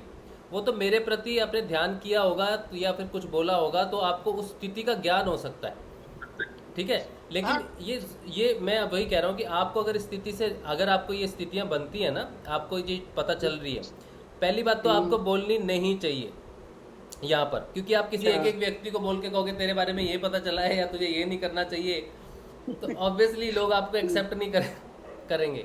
व्यक्ति विशेष के लिए आप नहीं कर सकते, ठीक है। हालांकि हो सकता है कि वो आपको सही ज्ञान प्राप्त हुआ उसके बारे में, सही है। लेकिन फिर भी आप नहीं कर सकते, फिर भी आप नहीं बता सकते, क्योंकि फ्री की एडवाइस नहीं चलती, चाहे वो कोई भी हो। गुरुदेव ने कितना कुछ फ्री में दिया है, कितने लोगों ने एक्सेप्ट किया, ठीक है। लेकिन हाँ, अगर आप किसी समय बात कर रहे हो या अचानक आपको कोई अनुभूति होती है किसी दोस्त के बारे में, परिचित सूरज के बारे में कुछ होता है, तो बिन धड़क के बोल दो, सोचने की जरूरत नहीं कि वो क्या बोलेगा। नहीं, उससे तो मेरी खुल के बात होती है, मेरी वाइफ से ज्यादा खुल के बात तो मेरी उससे होती है। हाँ, तो जिन व्यक्तियों को आप खुल के बोल सकते हो उनको अपने विचार जरूर बताने चाहिए कि मुझे ऐसा महसूस हुआ है। लेकिन जिन व्यक्तियों से खुल के बातचीत नहीं है उनके सामने अपने विचार नहीं रखने चाहिए। एक पोस्ट के माध्यम से अगर शेयर करना चाहते हो तो एक पोस्ट के माध्यम से उसको अलग रूप दे के शेयर करना चाहिए, ताकि आपकी बात भी रखी जाए, पहुँचनी है तो पहुँच जाएगी, ठीक है। और जो बात अब आपको ये पता चल जाएगा कि हाँ मुझे कुछ थोड़ा बहुत लोगों के प्रति ज्ञान होने लग गया है, तब थोड़ा सा अपना सोच जो है अब आपको स्थिर करनी पड़ेगी अपने मूल प्रश्नों पे। अब आपको आंसर मिलने लग गए हैं क्योंकि आप कंसंट्रेट नहीं कर रहे, बस रैंडमली मिलते जा रहे हैं किसी के बारे में भी।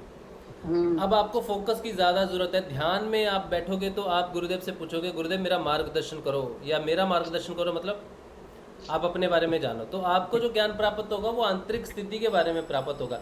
हर घटना जो घटेगी ना उसका ज्ञान आंतरिक आपको प्राप्त होगा। मतलब ज्ञान ऐसा नहीं है कि मैं बैठा हूँ तो वो सारा डाउनलोड हो जाएगा, नहीं। आप ध्यान से उठोगे और जो भी घटनाक्रम आपके आजू बाजू चल रहा है उस घटनाक्रम से ज्ञान आपको प्राप्त हो जाएगा, बाकियों को नहीं होगा। ये ज्ञान प्राप्ति का माध्यम है।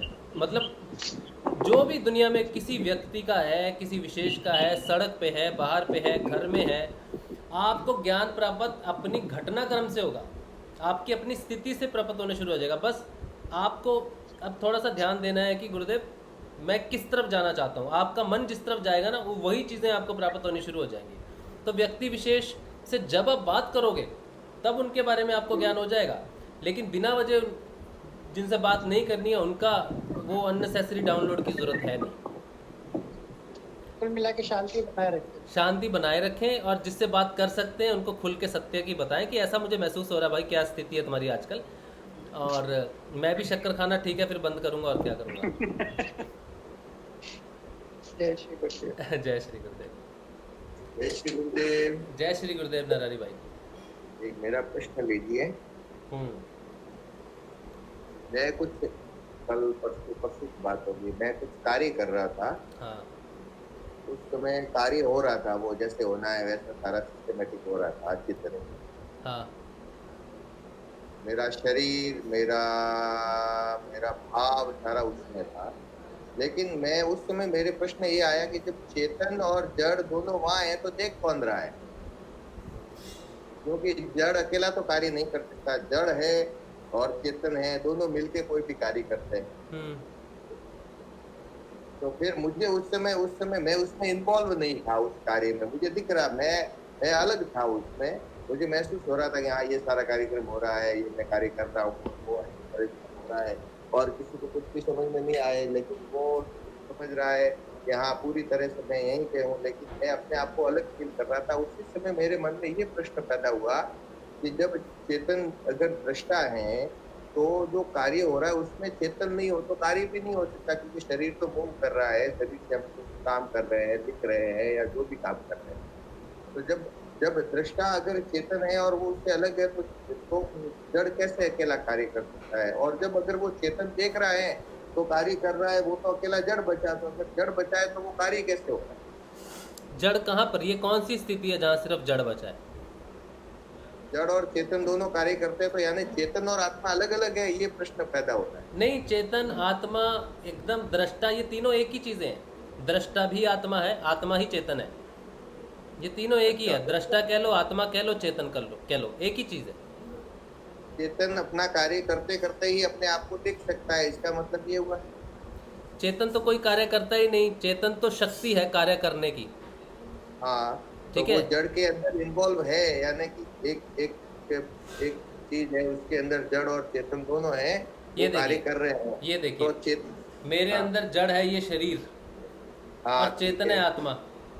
ठीक है। ये शरीर ने ये गिलास पकड़ा, इधर से इधर किया, ये जड़ ने काम किया ना, शरीर ने किया ना। शरीर नहीं होता तो ये काम नहीं होता।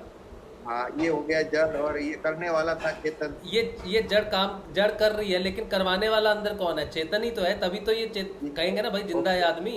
हाँ, यहाँ तक तो ठीक है, यहाँ तक तो ठीक है। हाँ। अब अगर आप देख रहे हो दृष्टा में हाँ। कि ये काम हो रहा है, हाँ, तो वो देखने वाला आत्मा है।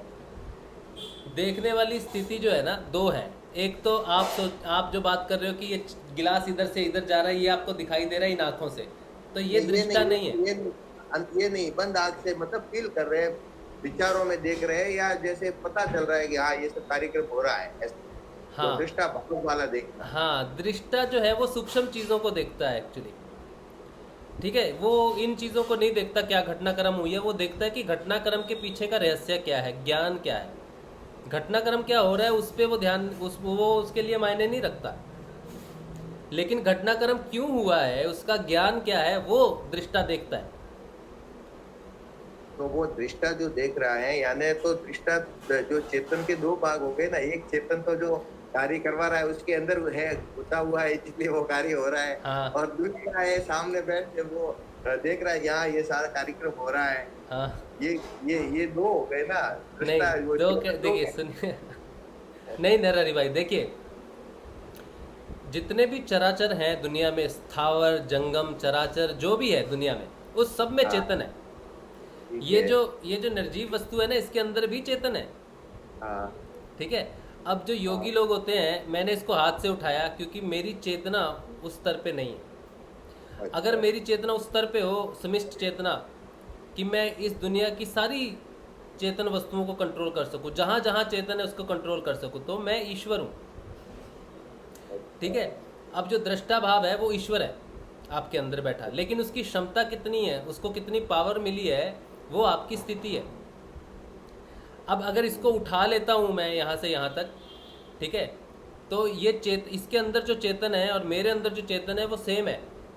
मैंने अपने अंदर की चेतना को इसके अंदर की चेतना को कहा कि ऊपर उठ, क्योंकि मेरा अधिकार है उस चेतना के ऊपर में, तो इसके ऊपर भी मेरा अधिकार है। जैसे मेरा शरीर के ऊपर में अधिकार है ऐसे ऐसे करने का, वैसे ही वो मेरी चेतना है जो ऐसे ऐसे करवा रही है, ऐसे ये अपने आप नहीं हिल रहा। मृत हो जाए तो ये हिलेगा नहीं, क्योंकि अंदर है चेतना, उसके कंट्रोल में है, इसीलिए हिल रहा है हाथ। ये एक तरह से मृत है, लेकिन इसके अंदर चेतन है, लेकिन इनका दोनों का आपस में कोई संबंध नहीं।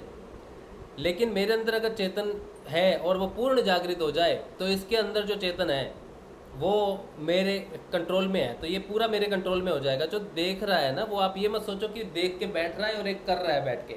चेतन तो हर जगह है, चेतन तो 10 कामों को होता हुआ देख सकता है। सारी सृष्टि, जो आप समाधि में बैठोगे ना, तो आपके अंदर का दृष्टा जितना जगत में कार्य हो रहा है सबको देख रहा है।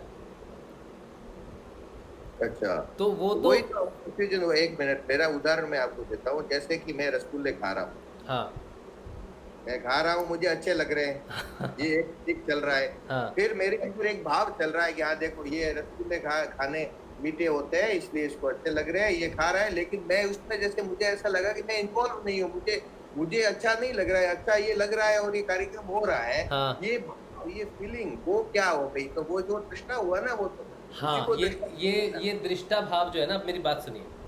हाँ, जो आपके अंदर दृष्टा भाव है, आत्म भाग, ठीक है। हाँ, चित्त जो काम कर रहा है ना, चित्त, आप चित्त को देख रहे हो, हाँ, चित्त में चेतन और जड़ तत्व दोनों है। वही चेतन आपके अंदर आत्म रूप में है, ठीक है। एक ही है वो चेतन, वो भी वही है। लेकिन जब आप जो दृष्टा भाव कहते हैं, जो कर्मों को देखना है कि मैं गुस्सा कर रहा हूँ, सोचो मैं गुस्सा कर रहा हूँ, यार आपने ये क्यों कर दिया, और अंदर से मेरे अंदर एक ही चीज़ देख रही है कि तू गुस्सा कर रहा है। हाँ, हाँ, ऐसा कई बार होता है। हाँ, तो जो मेरे अंदर, जैसे मैंने कहा ना, इसके अंदर भी चेतन है, मेरे अंदर भी चेतन है, एक ही है ना। हाँ, तो मेरे अंदर जो आत्मा जागृत हुई है वो पूर्ण चेतना है, वो पूर्ण चेतना है, ठीक है। लेकिन वो फंसी हुई है कहाँ पर? जहाँ पर वो काम कर रहा है, देख रहा है। हमें लगता है कि मैं जो काम कर रहा हूँ वो गलत है, उसको देखने वाला दृष्टा अलग से है, लेकिन वो दृष्टा भाव उसी चेतन में ही है, उस कार्य में ही है, इसीलिए वो उसको देख रहा है। आपको लग रहा है ना कि आत्मा देख रही है कि मैं काम कर रहा हूँ, नहीं कर रहा हूँ, हाँ, वही उसके अंदर भी है। एक ही चीज़ है, बस उसको दो पॉइंट ऑफ व्यू आपको लग रहे हैं कि मैं दृष्टा हूँ तो मैं बाहर बैठ के देख रहा हूँ। आपको ऐसा लग रहा है कि मैं रसगुल्ले खा रहा हूँ और मेरे अंदर का दृष्टा भाव सोच रहा है बैठ के। आपने दो स्थितियाँ क्रिएट कर ली कि वो देखने वाला उसको खाते हुए देख रहा है, नहीं, हाँ, खाता है, खा भी रहा है, और वो साथ में उसके दो प्रोसेस चल रहे हैं। एक तो चित्त के अधीन, वो चित्त उससे कह रहा है कि खा, अच्छा लग रहा है, और वो अपने आप से ही कह रहा है कि मैं खा तो रहा हूँ, ठीक है, लेकिन मुझे खाना नहीं चाहिए। तो ये आत्मा के दो विचार हैं, इसे कहते हैं क्लिष्ट और अक्लिष्ट, दोनों एक साथ। अच्छा, अच्छा, आत्मा के दृष्टा भाव में जो क्लिष्ट है, जो कह रहा है नहीं खाना चाहिए, वो बेटर है, वो अक्लिष्ट है। और वही रूप आत्मा में जो कह रहा है कि खा ले, अच्छा है, टेस्टी है, वो अक्लिष्ट है। तो आप जो सोच रहे हो, जो आत्मा सोच रही हो, जो दृष्टा भाव है, वो अलग से बैठा हुआ नहीं है, वो जड़ तत्व में, चित्त में विराजमान आपका स्वयं चेतन है। चित्त अलग है, आत्मा अलग नहीं। अभी इस समय आपकी जो आत्मा है ना, चेतन है ना, जो वो चित्त में ही स्थापित है, हाँ, बराबर, ठीक है। चित्त में रहते हुए वो चित्त से अलग हो जाएगा, चित्त का कहना नहीं मानेगा, रसगुल्ले खाएगा, नहीं खाने भाई, डिसाइडेड, फाइनल। चित्त तो जैसे कुछ भी कार्य कर रहा है, ये समझो कि खाना ही खा रहा है, रोटी खा रहा है, वो तो खानी पड़ती है शरीर के लिए। हाँ, तो वो जैसे उसको फील कर रहा है कि ये भोजन है, ये भोजन अच्छा है, बुरा है, नॉर्मली है, खा रहा है, जो भी अच्छा है, कर्तव्य है मेरा, खाना भी एक मेरा कर्तव्य है शरीर को रखने के लिए। हाँ। मैं उस चीज को महसूस कर रहा हूँ कि हाँ, ये मैं अच्छी तरह से इसको चपा चपा के खा ही रहा हूँ, और इस शरीर को अच्छा भी लग रहा है, इसका स्वाद भी आ रहा है। तो जब वो कर्म हो रहा है तो उसके अंदर वो चित्त करवा रहा है, और चित्त, जड़ और चेतन दोनों चीजें उस चित्त के अंदर है, तब वो सारा प्रोसेस चलता है। हाँ। अकेला जड़ खा नहीं सकता, चेतन है। तो फिर जब मैंने देखा कि ये सब हो रहा है, तो वो तीसरा देखने वाला भी चेतन ही है। हाँ। लेकिन वो दो कार्य कर रहा है। नहीं, वो, हाँ, मेरी बात सुनिए, देखिए, हाँ, आप जो अलग अलग कर बैठे हो ना, देखने वाले को और करने वाले को, हाँ, जो करा जा रहा है उसके अंदर वो चेतन ही कर रहा है। सोचो कि मैं हाँ। एम्प्लॉई हूँ किसी कंपनी में, हाँ मेरा बॉस कहता भैया ये डिलीवरी है 500 रुपये का पैकेट है, क्लाइंट को दे दे जाके, ठीक है, और बोलना 700 का है। हाँ तो मैं अभी उसके अधीन हूँ ना, बॉस के अधीन हूँ, मेरी नौकरी है, तो मैं कहता हूँ कि यार ये तो गलत बात हो गई, 500 रुपये की चीज़ 700 रुपये की, उसको 500 की, उसको 700 की दी, गलत है। तो वो सोचने वाला भी वही एम्प्लॉई है, करने वो करेगा भी, जाके देगा भी, भैया बॉस ने बोला है 700 रुपये। उसके अंदर ये भी है कि नहीं ये 500 की उसको दी थी, 500 की है। तो ये दो बातें जो चल रही हैं एक ही व्यक्ति की है ना। तो जो चित्त है ना, चित्त के अंदर जो चेतन तत्व है वो पहले सोया हुआ था, देख नहीं पा रहा था अभी वो क्या कर रहा है। अब वो चेतन तत्व जाग गया है, जब उसको कोई आदेश मिलता है रसगुल्ले खाने का तो वो इच्छाओं के फंसा हुआ है उस चीज में, इसीलिए उसको करनी। नॉर्मल जो कर्तव्य में रूप में भोजन करना है वही समझता आप। चलो रसगुल्ला को छोड़ो, नॉर्मल खाना ही खा रहा है, रोटी सब्जी खा रहा है। हाँ मैं वही बोल रहा हूँ कि वो उसको करना पड़ेगा, क्योंकि उसके डिमांड में फंसा हुआ है, वो शरीर डिमांड में फंसा हुआ, उसको परेशान करेगा नहीं तो वो। हाँ ठीक है, तो उसको वो करना ही पड़ेगा उस चेतन को, ये जानते हुए कि ये गलत है। एकदम से वो नहीं छोड़ सकता, नहीं तो शरीर ग्रसित हो जाएगा किसी बीमारी से। तो जब तक वो अंदर रियलाइज नहीं करता कि ये गलत है, अंदर से वो हुक्म नहीं देता, वो नहीं मानता इस चीज़ को कि मैं चित्त से बड़ा हूँ, मैं हुक्म मानने वाला नहीं हूँ, मेरे कारण ही तो चित्त चल रहा है, मेरे कारण ही तो सारी इसकी इच्छाएं मंजूर होती हैं, तो मैं इसकी इच्छाओं के कंट्रोल में क्यों रहूँ। तब वहाँ से वो डिनायल करेगा, इच्छाएं प्रकट होंगी कि चल भैया बड़ी अच्छी चीज़ है, चल, इच्छा प्रकट होगी क्योंकि वो करता है उस चीज़ को। अब उसने डिनायल कर दिया कि नहीं अच्छी नहीं है, अब डिमांड खत्म कर रहा है वो खुद डिमांड खत्म करेगा उस चीज़ की। तो जो देखने वाला है ना, आपका चाहे खाना खा लो, कुछ भी खा लो, आपके अंदर जो विचार प्रकट हो रहा है ना, ये वो चेतन जाग गया है बोल के, अलग से कोई बैठ नहीं गया आके, वो उसके अंदर ही था, सोया हुआ था बस। कोई भी विचार और वितर्क चलता है ना, तो आपको जो पहली समाधि लगेगी ना, विचार अनुगत समाधि होगी वो पहली समाधि। ये जो स्थिति आप बोल रहे हो ना, ये विचार की स्थिति है कि मैं सोच रहा हूँ, मैं ही कर रहा हूँ, मैं देख रहा हूँ, वो अलग है। ये जो दोनों का विचार चल रहा है ना, और वितर्क चल रहा है कि करूँ कि नहीं करूँ, नरेश का वितर्क चल रहा है, आपका विचार चल रहा है, ये दो अलग समाधियाँ हैं, विचार अनुगत समाधि, वितर्क अनुगत समाधि। ठीक है, विचारों पे अपना कंट्रोल हो जाना कि बस इनफ, जो आते हैं आने दो। और वितर्क मतलब कि मैं ये बोल रहा हूँ, वो ये करने मांग रहा है, डिसीजन फाइनल है, जो सही है वही करेंगे, सत्य है वही होगा, आदेश कुछ भी हो, इच्छा कुछ भी हो, लेकिन वही होगा जो सत्य के लिए सही है। तो विचार खत्म, वितर्क खत्म। आप वितर्क की स्थिति में हो, आपको लगता है कि तर्क और वितर्क दो व्यक्ति कर रहे हैं।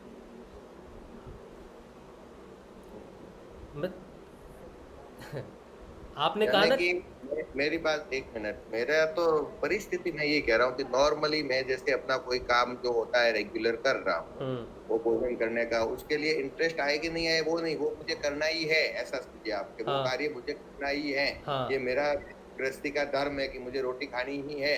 तो मैं जब खा रहा हूँ तो मैं अच्छी तरह से उस भोजन को प्राप्त कर रहा हूँ। तो उस समय मेरे मन में विचार उत्पन्न होता है कि जब जड़ और चेतन मिलके भोजन कर रहे हैं, तो आज मैं ये महसूस कैसे कर रहा हूँ कि ये भोजन कर रहा है, ये स्वाद ले रहा है, स्वाद भी आ रहा है, लेकिन इतना मुझे कोई इंटरेस्ट नहीं है इसमें। लेकिन हाँ, तो भी वो शरीर में इंटरेस्ट प्राप्त हो रहा है, जबान को इंटरेस्ट लग रहा है कि अच्छा स्वाद है, लेकिन अंदर से ऐसा लग रहा है कि हाँ ये जैसे कर्तव्य है या करना है, इसलिए हो रहा है। तब मुझे ये प्रश्न पैदा हुआ कि जब ये दो स्थितियां कैसे पैदा हो गई कि इसको अच्छा भी लग रहा है भोजन, और मैं देख भी रहा हूँ कि ये तो मेरा कर्तव्य है, इसलिए करना है, ये मेरा काम है, मुझे करना ही है, मतलब ये सत्य है कि ये मुझे करना है।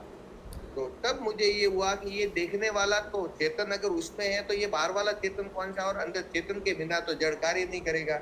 फिर आपने जैसे अभी कहा कि वो चेतन विराट रूप है, वो देख भी सकता है और करने का पावर भी उसी में है। तो मैं ये समझा, अभी मेरा ये इसका समाधान हुआ कि जो जड़ है उसके अंदर चेतन इन्वॉल्व है, वो ही देख भी सकता है और वो करने के लिए तो वो कार्य करेगा ही, क्योंकि वो चित्त के आदेश के अनुसार या जो अपना कर्तव्य समझ के जड़ के साथ मिलके अपना कर्म कर रहा है, मुंह चल रहा है, जबान चल रही है, कार्य हो रहा है। लेकिन चेतन फिर बाहर की तरफ समझो देख भी रहा है कि हाँ ये दोनों मिलके कार्य कर रहे हैं, ऐसा मतलब।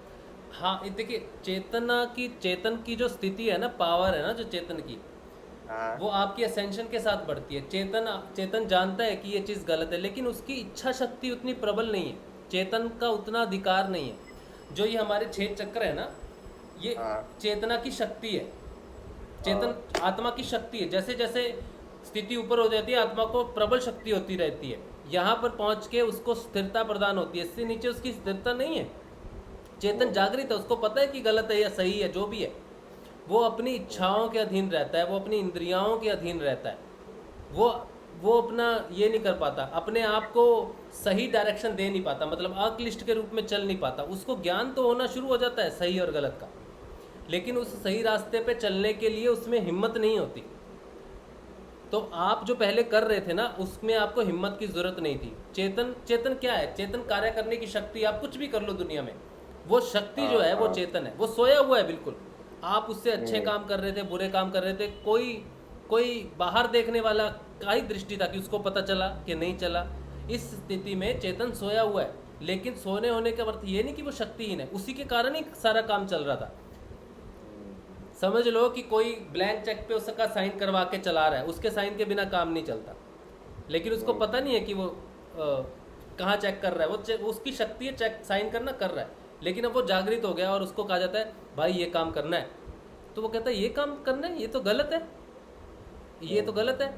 तो वो साइन करता है फिर भी, क्योंकि वो उसके अधीन है। अभी तक उसकी चेतना उतनी उठी नहीं।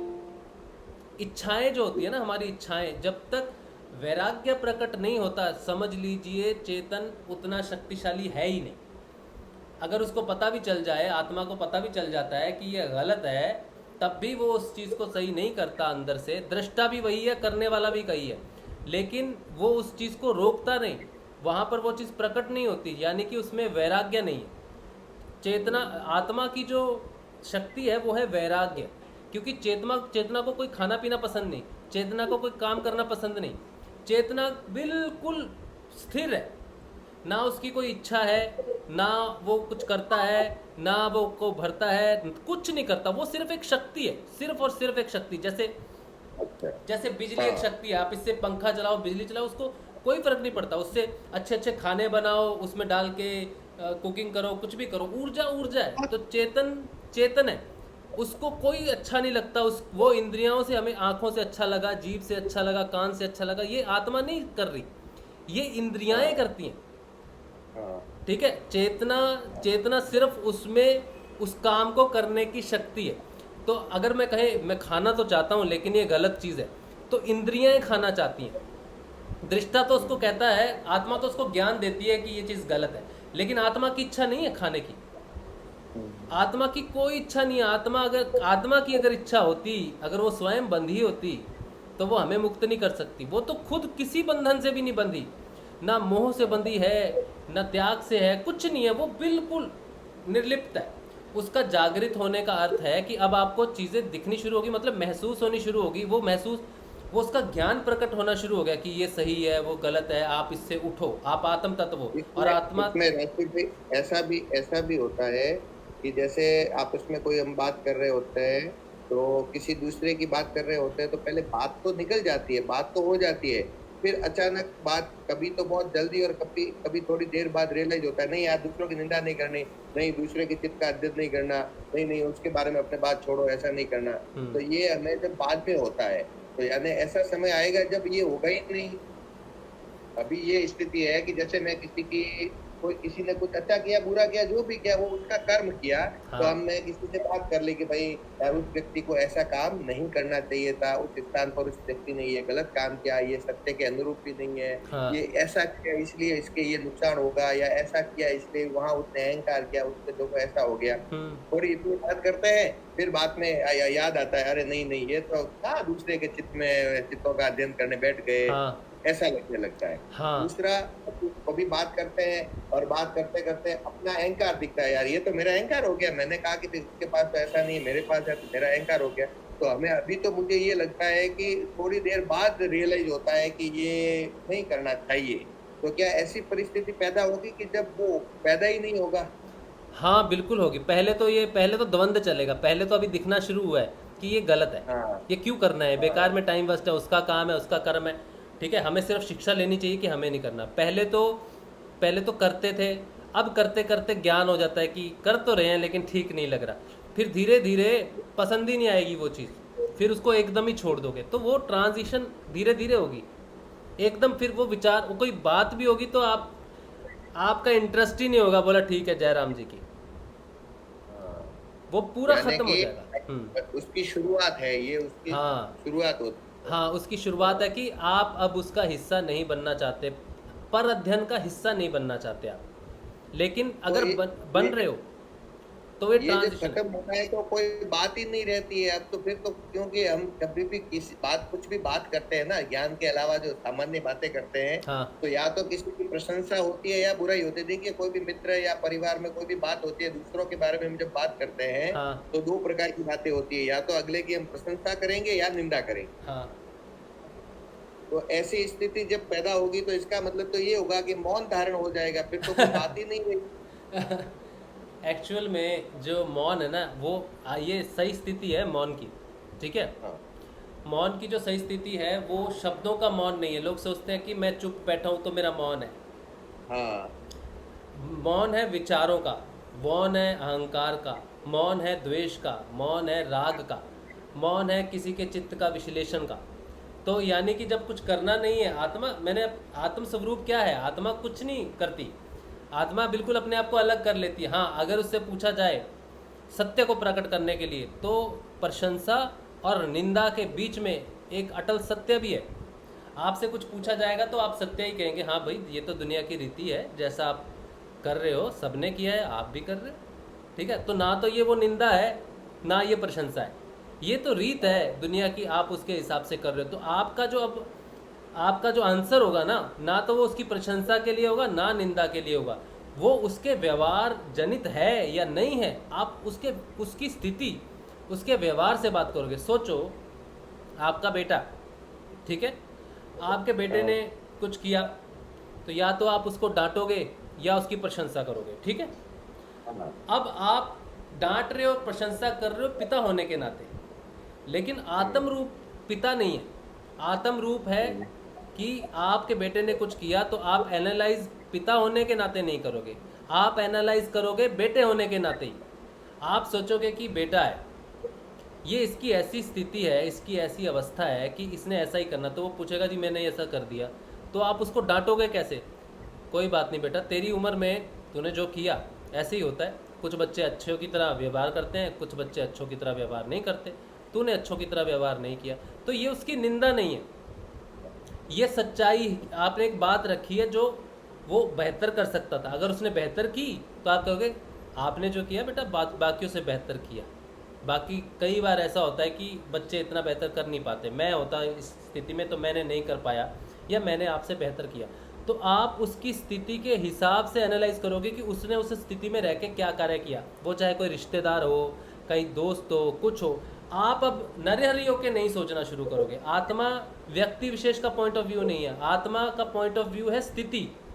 जो ईश्वर जो कार्य करता है ना, सृष्टि और स्थिति, जहाँ से हमारा शुरू हुआ था सेशन, तो ये जो स्थिति है ना, इसकी एनालाइजेशन कोई व्यक्ति विशेष नहीं कर सकता, नरहरि नहीं कर सकता, राजशिव नहीं कर सकता। स्थिति का एनालाइज सिर्फ और सिर्फ आत्मा कर सकती है। तो हर व्यक्ति विशेष एक स्थिति में है, वो जो भी घटनाक्रम कर रहा है वो एक स्थिति में कर रहा है।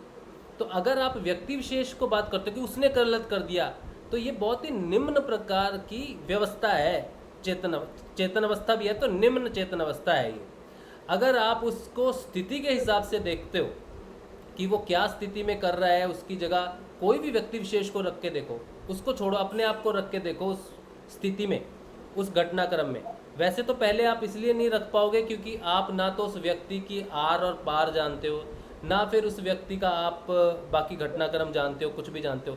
तो किसी को हम एनालाइज नहीं कर सकते। हर चीज़ को एनालाइज करना, हर चीज़ को आंसर ले निकलना कोई बहुत ज़रूरी नहीं है। उन चीज़ों को छोड़ा जा सकता है कि ठीक है आने वाले वक्त में सच्चाई सामने आ जाएगी, हमें लेकिन व्यक्ति विशेष को लेके चर्चा नहीं करनी चाहिए, ये उत्तम विचार है। लेकिन फिर भी अगर आप अपने रिश्तेदारों को, अपने बच्चों को, जिनको आप अच्छे से जानते हो, 10 साल इधर 10 साल से आप जानते हो, व्यवहार सम्मिलित है, सब कुछ है, वहाँ पर अगर आपको पॉइंट ऑफ व्यू रखना पड़ेगा तो आप स्थिति के हिसाब से रखोगे, व्यक्ति विशेष के हिसाब से नहीं रखोगे।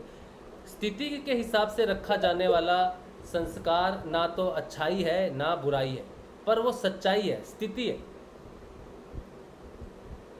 ठीक है। आप जैसे कोई नशा करता है फिर वो बीमार पड़ जाता है, फिर हॉस्पिटल में एडमिट होता है, तो हम तो यही बात करेंगे ना यार, इसने ये ऐसा नशा नहीं किया होता, इतना नशा नहीं करता होता तो आज हॉस्पिटलाइज नहीं होता। हाँ है ना, तो ये क्या सत्य हुआ? ये तो सत्य हुआ नहीं कि नशा नहीं किया होता तो नहीं जाता। हाँ, तो इसमें कोई बुराई थोड़ी है, उसने नशा किया तो उसने नशा किया, उसने कर्म किया, इसलिए उसको जाना पड़ रहा है। ये तो ना तो बुराई है ना अच्छा ही, ये तो सत्य है। उसकी स्थिति नशा करने की बनी, ऐसा चारों तरफ का माहौल है। हाँ। तो ये भी हो सकता था कि उस स्थिति में भी वो ऐसा नहीं करे तो भी जी सकता था। हाँ, अभी आप देखो, अगर इस बच्चे से बात करनी है जो नशा करता है, ठीक है, आप उससे ये तो कह सकते हैं यार तू ऐसा नशा नहीं करता ना तो तू ऐसी स्थिति में नहीं होता। ठीक है। आप उसके साथ ये भी बात कर सकते हो कि पास्ट में आप नहीं जा सकते, ये सच्चाई आप जानते हो कि वो नहीं करता तो नहीं फंसता। ठीक है। अब उसको ये ज्ञान देने जाओगे तो वो एक्सेप्ट नहीं करेगा, हालांकि सच्चाई है, लेकिन आप उसको ये कहोगे कि यहाँ से भी निकला जा सकते हैं। यहाँ से आप उसको पॉजिटिव होप दिखाओगे, ना कि जो हो चुका है उसके लिए उसको कहोगे कि नहीं करता तो नहीं होता। यहाँ से निकला जा सकता है कि नहीं जा सकता है, ये मूल उद्देश्य होना चाहिए इस बात का कि चलो जो भी हो गया, आपको समझ में आ गई ना कि क्या रास्ता है, अब क्या करना है आपको, अब यहाँ से निकलने के बारे में आपको सोचना है। ठीक है। जो भी हो गया इस स्टोरी को हम किसी दूसरे को तो सुना सकते हैं ना कि देखो उसने ऐसा किया, इसलिए उसको ऐसा बीमार हुआ, उसको कैंसर हुआ, वो हॉस्पिटलाइज हुआ, उसको वो बीमारी हुई। तो वो हम उसकी बुराई थोड़ी कर रहे हैं, वो तो हम उसके सत्य को हम और कोई आगाह करने के लिए अपने बच्चों को या दूसरे अच्छे व्यक्ति को जो थोड़ा बहुत शुरू कर रहा है उसको अगर ये बात बताए तो वो ना तो अगले की निंदा हुई, ये तो सत्य है। हम उदाहरण दे रहे हैं, उदाहरण द्वारा समझा रहे हैं कि देखो भाई वो व्यक्ति था और अच्छा हट्टा कट्टा था और उसने ऐसा शुरुआत में नशा शुरू किया और फिर आज देखो उसकी ये स्थिति हो गई और देखो जीवन पूरा बर्बाद हो गया उसका। हाँ, ये तो आप उदाहरण के रूप में ले सकते हो, अगर आप किसी को उदाहरण भी देते हो ना। अब थोड़ा सा ये जो पॉइंट ऑफ व्यू की बात है नरहरि भाई, अगर सोचो किसी को बता रहे हैं तो उनको ये व्यक्ति विशेष से शुरू ना करके इसको उदाहरण मात्र जैसे आप ले सकते हो, जो आपने कहा कि हम नशा क्यों करते हैं, नशे से हमारी क्या प्रॉब्लम्स होती है, नशा हमें बर्बाद करता है। चलो फॉर एग्जांपल एक व्यक्ति को लेते हैं, इस व्यक्ति ने नशा किया, आज ये व्यक्ति इतना बीमार है, तो ये नशा जो है ये बीमारी का रिजल्ट देता है। तो हम ज़्यादा व्यक्ति पे नहीं कंसंट्रेट करके हम उस नशे पे कंसंट्रेट कर सकते हैं, क्योंकि हम जिसकी बात, हमारे पॉइंट ऑफ व्यू दो हो सकते हैं कि उसने ऐसा किया, वो हो गया, ये हो गया, तो ये व्यक्ति विशेष बात होगी। अगर हम कहें कि नशे से ये होता है, उस व्यक्ति ने नशा किया तो नशे ने ये कर दिया, नशे से ये हो गया, तो ये दो पॉइंट ऑफ व्यू हो गए। एक तो व्यक्ति ने किया और व्यक्ति की ये हालत है, दूसरा ये कि उसने नशा किया और नशे ने उसकी ये हालत की। नशा, तो आप मेन कंसंट्रेशन कहाँ रखते हो, व्यक्ति के हिसाब से रखते हो या उस चीज़ के हिसाब से रखते हो जिसने उसका वो हाल किया, ये दोनों आपके शब्दों में जाहिर हो जाएगी। ये दोनों आपके पॉइंट ऑफ व्यू को बता देंगे कि आप व्यक्ति पॉइंट ऑफ व्यू से बात कर रहे हो या उस चीज़ को। क्योंकि अगर आप किसी को शिक्षा दे रहे हो तो आप व्यक्ति के पॉइंट ऑफ व्यू से बात नहीं कर सकते, उसको उदाहरण मात्र लोगे, क्योंकि आपका सब्जेक्ट नशा है, उस इंसान की स्थिति नहीं है। तो आप नशे को मूल रख के सारी बात करोगे कि नशा ये कर सकता है, वो कर सकता है। उदाहरण के तौर पे उन्होंने नशा किया, उनके साथ ऐसा हुआ, ठीक है, तो वो उदाहरण के मात्र पे आया है, लेकिन बात आपको मूल नशे की ही करनी है। तो आपको ये देखना होगा कि जब किसी चीज़ के बारे में बात कर रहे हैं, जब उसके साथ बुरा प्रभाव या अच्छा प्रभाव पड़ा तो वस्तु विशेष का हो सकता है। तो आपका पॉइंट ऑफ व्यू उस इंसान के डिसीजंस के हिसाब है या उस व्यक्ति, उस वस्तु के अधीन होके क्या क्या कार्य हो सकते हैं, ये है। ये दोनों अलग पॉइंट ऑफ व्यू है, थोड़ा सूक्ष्म अंतर है लेकिन इनमें। यानी चेतन देख भी सकता है, चेतन कर भी सकता है, दोनों कार्य एक साथ होते हैं। हाँ, ये रहता है। और दृष्टा भाव अगर हम समझे कि हमें, तो वो धीरे धीरे डेवलप होता है और हम दूसरों की अगर बात करते हैं तो और हमें रियलाइज होने लगता है कि ये चीज गलत है, ये मैं क्यों कर रहा हूँ, उसकी बुराई क्यों कर रहा हूँ, तो ये धीरे धीरे सुधर के ऐसी परिस्थिति उत्पन्न होगी कि तब हम शुरू ही ऐसा कुछ नहीं करेंगे, ऐसा बोलना शुरू ही नहीं होगा। जब तक आपकी स्थिति असेंड नहीं करते आप, जब तक आप उसमें फंसे हुए हो, ठीक है, तो वो चीज़ आपको खींचेगी और करनी पड़ेगी। चेतन जानता है लेकिन वो उसका अधिकार क्षेत्र में नहीं है, क्योंकि वो फंसा हुआ है। यहाँ से हृदय से ऊपर उठना शुरू करोगे तब वो धीरे धीरे स्थिर होना शुरू होता है, तब उसकी बात जो है वो जो ग्लैंड्स हैं वो शांत होने शुरू होते हैं उसके बाद, उससे पहले नहीं।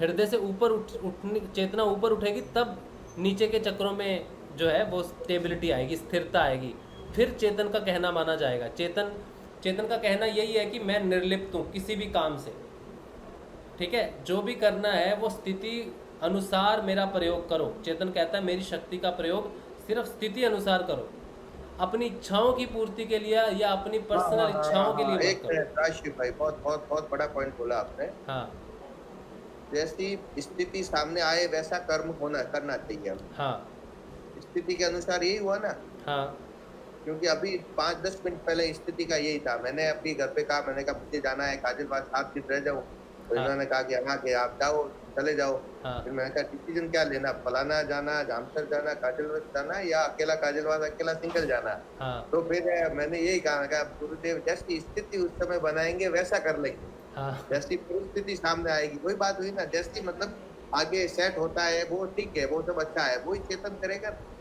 हाँ, जो स्थिति होगी उसके अनुसार जो सही डिसीजन होगा। ये नहीं कि हम जाना चाहते हैं, जिद, हाँ हाँ हम जाना चाहते हैं, हमें जाना ही है बस, कुछ भी हो जाए। हाँ, वो नहीं, बिल्कुल ये नहीं है। देखते हैं कैसी स्थिति बनती है, अगर अनुकूल रहेगी सभी दिशा से तो हाँ। वैसे ही करेंगे। कोई हमें वांदा नहीं है कि हम वहाँ जाएं, हम ओपन है, हमने सरेंडर किया हुआ है। बाकी परिस्थिति कैसी बनती है उसके हिसाब से हम जाएंगे। तो आपने कहा कि ये जो परिस्थिति है वो सारी हमारे जीवन की गुरुदेव ही बनाते हैं। फिर तो जब हम परिस्थिति ईश्वर के, हाँ बिल्कुल सही बात है। परिस्थितियाँ ईश्वर के अधीन है, क्योंकि हम जब सरेंडर करके चलते हैं, अब दो प्रकार की स्थितियाँ, समय तो आएगा ही वैसा। एक तो आपने जिद कर ली 10 दिन पहले कि मुझे तो बस जाना ही है, चाहे कुछ भी हो जाए, दुनिया इधर से उधर हो जाए, मुझे जाना ही है, ये तो जिद हो गई, ठीक है। अब आप एक सरेंडर करके बैठे हो कि ठीक है प्लान करो, चलेंगे, ठीक है, लेकिन जिद नहीं है।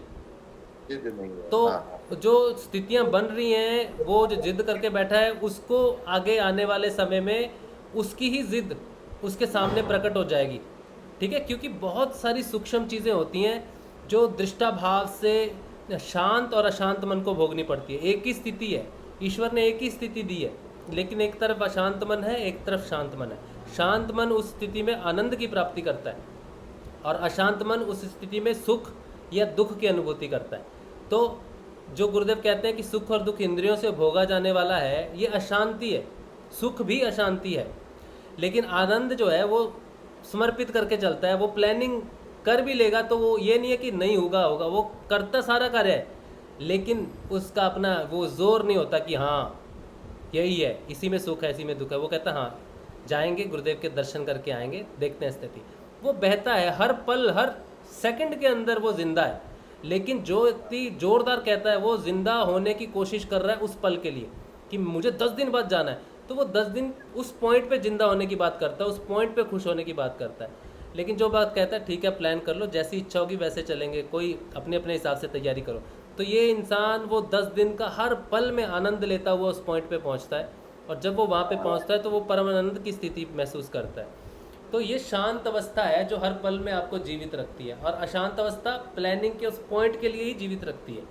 तो ये फर्क है, शांत और अशांति का फर्क है। हमारे जीवन की सिर्फ एक घटना के लिए नहीं, सारी घटनाओं के लिए जब हम इस प्रकार से अगर सोचने लग जाते हैं कि जैसी जैसी आगे परिस्थिति आएगी, कल का प्लान क्या होगा, कल मुझे क्या कर्म करना है, लेकिन कल सूर्य उदय हुआ और परिस्थितियां बदल गई और वो काम छोड़ के मुझे दूसरा करना पड़ा, तो उस समय मेरा मन उद्विग्न नहीं होना चाहिए। हाँ बिल्कुल बिल्कुल, परिस्थितियों के हिसाब से आदमी को रखना चाहिए। क्योंकि गुरु आप अगर शांत हो और आप असेंड कर रहे हो तो आपको ये नहीं समझना चाहिए कि ईश्वर सारी खिड़कियां खोल के रखेगा। ईश्वर 2-4 बैरियर लगाएगा, थोड़ी अशांति प्रकट करो, देखें शांति की स्थिति क्या है इसकी।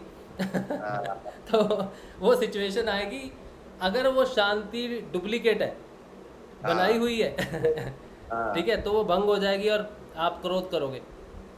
कल मेरे साथ ये पूरी घटना घटी, तो आज शायद ज्यादा सेशन मेरे से बात हो रही है, लेकिन मेरे प्रश्न ही ऐसा है। कल मैं जहाँ पे गया था सांचौर करके, तो गया तब जीपीएस से दूसरे रास्ते पे गया, तो वो रेगुलर जाते उससे बेहतर रास्ता था, लेकिन रात को 9:30 बजे हम वहां से रवाना हुए। तो मैंने जीपीएस लगाया तो वो दूसरा रास्ता बताने लगा।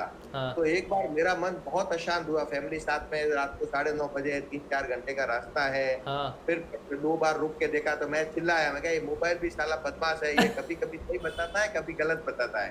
2 बार मैंने गुस्सा किया, पेट्रोल पंप पे गया, पेट्रोल भरवाया, और तो भी मैंने चलो, अब फिर बोला, मैंने कहा मैं आपे के बाहर था, मुझे क्रोध आ रहा था, मैं महसूस कर रहा था कि मैं चिढ़ रहा हूँ, मुझे जैसे डर लग रहा है या पता नहीं क्या लग रहा है, जैसे मैं टेंशन में हूँ। फिर कहा मैं गुरुदेव की इच्छा होगी जैसा चलेंगे, या मोबाइल जहाँ ले जाए वहां जाएंगे, ठीक है। तो मैंने जीपीएस लगा के गया, आप बात नहीं मानोगे, गया तब जैसा सिंगल रोड था ना, उससे डबल रोड, अच्छा नया रोड बना हुआ, और कहीं मतलब कोई बैरियर नहीं, कोई रुकावट नहीं, कोई जंप नहीं, नया रोड बना हुआ और उससे बेहतर रास्ता। ये रास्ते पे चला, तब मैंने इसको कहा, मैंने कहा वो देखो, ये गुरुदेव तो अच्छे आए, उससे भी बेहतर रास्ते पे ले जाने के लिए जीपीएस में इधर मोड़ा, और मैंने क्रोध मोबाइल पे किया। फिर मुझे रियलाइज हुआ कि जब मैंने गुरुदेव को अगर समर्पण किया है तो मैंने मोबाइल मेरा बुरा या अच्छा कैसे कर सकता है, वो भी तो गुरुदेव नहीं, जिसके अंदर वो रूट दिया है ना, 5 किलोमीटर इधर होके इधर जाना, पूरा नया रास्ता, फिर आगे जाके वो गाँव आ रहे थे। तो ये परिस्थिति तब उत्पन्न हुई कि आया तब तो वो मैंने कभी रास्ता देखा हुआ भी नहीं था, और वापस मैं रात को जा रहा हूँ, बिल्कुल नया रास्ता है लेकिन नया बना हुआ है, और जीपीएस मुझे उधर से ले जा रहा है, और मैं मोबाइल पे क्रोध किया, वो गलत था। ये मुझे बाद में, क्योंकि मेरे जीवन को अगर आपने कहा कि समर्पण है, तो समर्पण तो तभी हुआ ना कि मोबाइल मेरा अच्छा या बुरा नहीं कर सकता, जीपीएस मेरा अच्छा या बुरा नहीं कर सकता, वो माध्यम बन सकता है अच्छे के लिए, और गुरुदेव ने उसको ऐसा बनाया। तब मुझे ये रियलाइज हुआ कि जब परिस्थितियां जैसी होती है वैसे चलता ही रहता। हाँ, जैसी परिस्थितियाँ उसी हिसाब से शांत होके वही करना चाहिए। हाँ प्लानिंग तो आपको कभी सुखी करेगी, कभी दुखी करेगी। हाँ प्लानिंग करो, ठीक है, अच्छी बात है, लेकिन ये मत सोचो कि प्लानिंग नाकामयाब होगी तो सुख है दुख है। वो हर चीज़ में आनंद महसूस करता है कि चलो प्लानिंग ईश्वर की ज़्यादा बेहतर हो सकती है।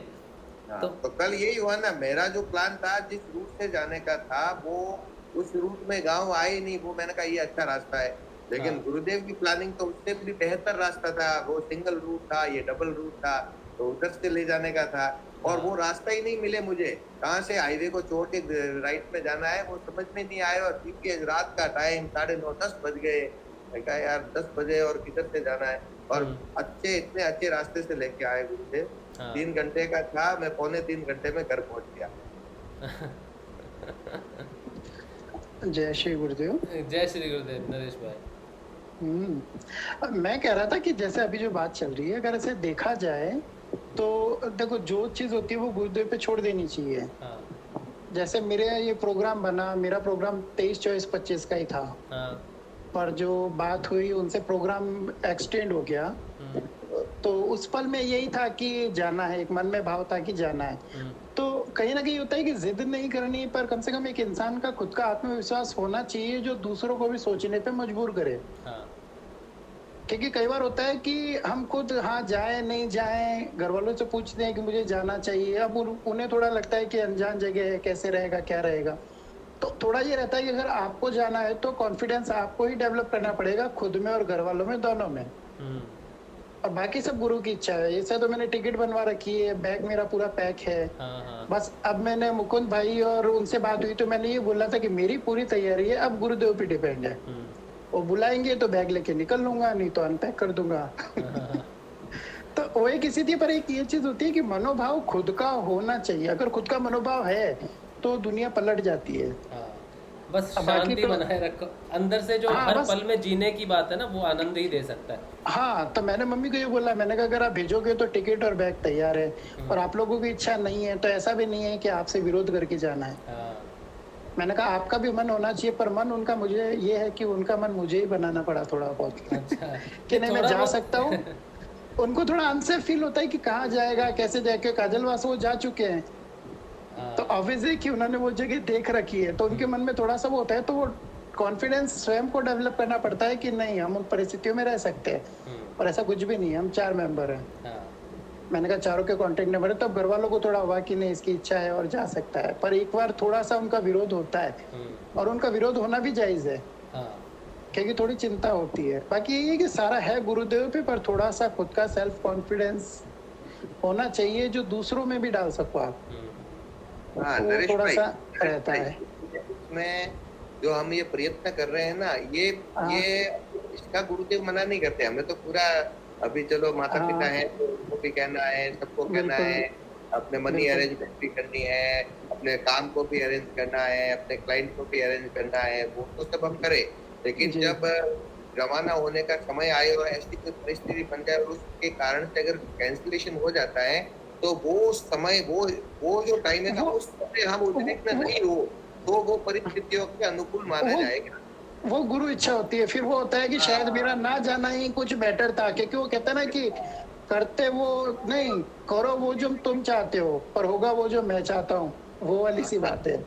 तो उसको एक्सेप्ट करके, मेरा ऐसा कुछ भी नहीं है कि अगर मैं नहीं जा पाया, मैं तो आज भी नहीं कह रहा हूँ कि मेरा परसों सुबह का पक्का है, मैंने तैयारी कर रखी है, हो सकता है किसी कारणवश कैंसिल हो जाएगा तो हो जाएगा, वो गुरु इच्छा है।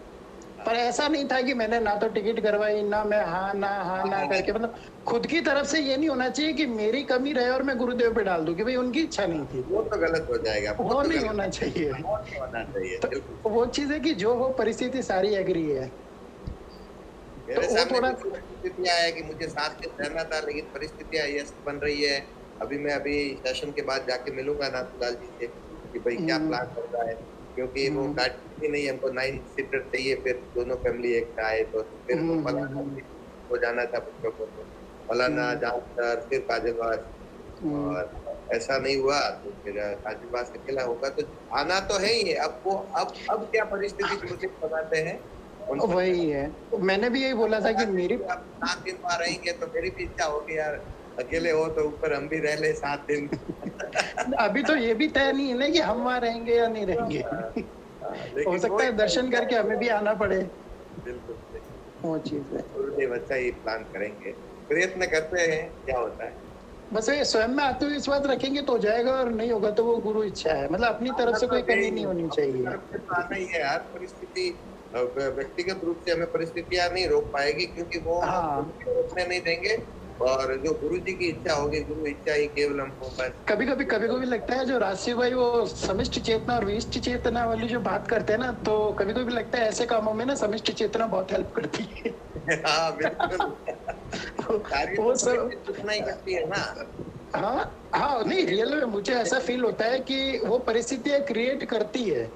बिल्कुल सही, वो चीज़। बिल्कुल। चलिए, वैसे इस बात पे मैं एक फाइनल पॉइंट कहना चाहता हूँ, लेकिन अभी नहीं। यूट्यूब पे 2-1 प्रश्न है, फिर मैं ले लेता हूँ। लेकिन मैं अगर कुछ कहता हूँ तो वो बात थोड़ी सी अलग है, देखता हूँ वो बात कह सकते हैं कि नहीं। पर पहले यूट्यूब पे कुछ एक प्रश्न है, वो ले लेते हैं। हिमांशु चौहान जी कह रहे हैं कि मैं क्या ध्यान बैठकर ही कर सकते हैं या किसी भी मुद्रा में कर सकते हैं? ध्यान आपकी सहूलत के हिसाब से है। ध्यान में आप बैठ सकते हो तो किसी भी मुद्रा में बैठ जाओ, आराम से बैठ जाओ, मतलब आरामदायक स्थिति में बैठना है आपने। अगर बैठने की सुविधा नहीं है या परेशानी है तो आप ध्यान लेटकर भी कर सकते हो, ठीक है। लेकिन अच्छा रहेगा कि बैठ के करो, चौकड़ी मार के बैठ जाओ। किसी ध्यान मुद्रा में बैठने की ज़रूरत नहीं है, वो आसन अपने आप आपका बदल जाएगा।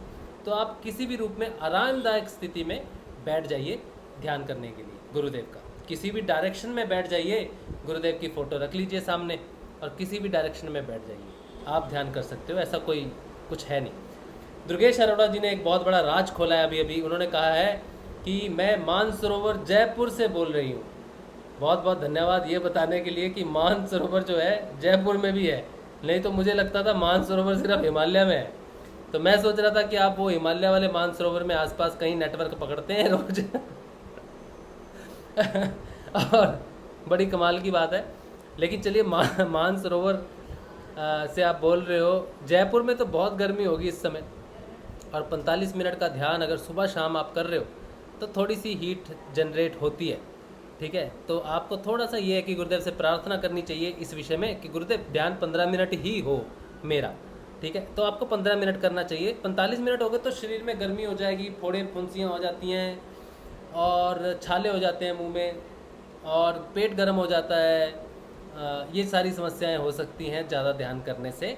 तो आपको गुरुदेव से प्रार्थना कीजिए, गुरुदेव 15 मिनट में ही निपटा दीजिए जो भी है क्रियाएं वगैरह, 15 मिनट में कर दीजिए, ऐसा प्रार्थना कीजिए, ठीक है। और अगर गर्मी पड़ेगी तो ठंडा फ्रूट खाइए, जल ज़्यादा लीजिए, पानी पीजिए, और ठंडे फ्रूट जो हैं मौसम के वो ज़रूर लीजिए, और अपने घर में थोड़ी नेचुरल फूलों की सुगंध जो है वो रखिए, उससे जो गर्मी है वो शांत होती है नेचुरल खुशबू से, ठीक है। वो परफ्यूम वगैरह नहीं, नेचुरल सेंट नेचुरल जो बना होता है उसको लगाइए, उसकी खुशबू से शरीर में ठंडक मिलती है। या फिर फूल नए हों, कोई गुलदस्ता हो इस तरह के बना, ये तो नकली फूल है पीछे जो मैंने दे रखे हैं गुरुदेव को, ताकि रोज़ रोज़ बदलने ना पड़े, क्योंकि हमारे यहाँ बंदोबस्त तो है नहीं, तो हम ये ऐसे फूल नहीं, ओरिजिनल फूल जिनकी खुशबू वो आपको मदद करते हैं साधना में, ठीक है। ज़रूरी नहीं है कि गुरुदेव को पहनाने हैं, वो फूल आप खुद भी पहन सकते हो, कोई इसमें घबराने वाली बात नहीं है। आपको वो खुशबू चाहिए, तो अगर आपके गले में रहेंगे तो उसकी खुशबू आपको मिलेगी, ठीक है। उसके हिसाब से आपको, अब लोग कहेंगे ले जी इसने तो खुद ही फूल पहनने शुरू कर दिए, माला पहनने शुरू कर दिए, ये तो पता नहीं क्या हो गया, ऐसी बातें व्यक्ति करेंगे आपसे लेकिन अगर आपने मन की बात अपने आप को अंदर महसूस करना है तो फिर कुछ तो लोग कहेंगे, लोगों का काम है कहना, छोड़ो बेकार की बातों में कहीं बीत न जाए रहना, कुछ तो लोग कहेंगे। फिर ऐसी बात करके चलो और जो अच्छा लगता है वही करो, ठीक है। अच्छा, उसके बाद प्रश्न तो कोई है एक, हाँ, सुमित कुमार कह रहे हैं भैया मुझे एक बात पूछनी थी, मैंने गुरु जी का मंत्र माता जी को भी दे दिया। पहले तो गुरु मंत्र मैंने YouTube से माता जी को सुनाया, जब माता को समझ नहीं आया तो मैंने खुद बोल के बताया, क्या मुझसे गलती तो नहीं हो गई? क्योंकि मैंने खुद बोल के भी बताया मंत्र माता जी को। गुरु जी नाराज़ तो नहीं हो गए मेरे से?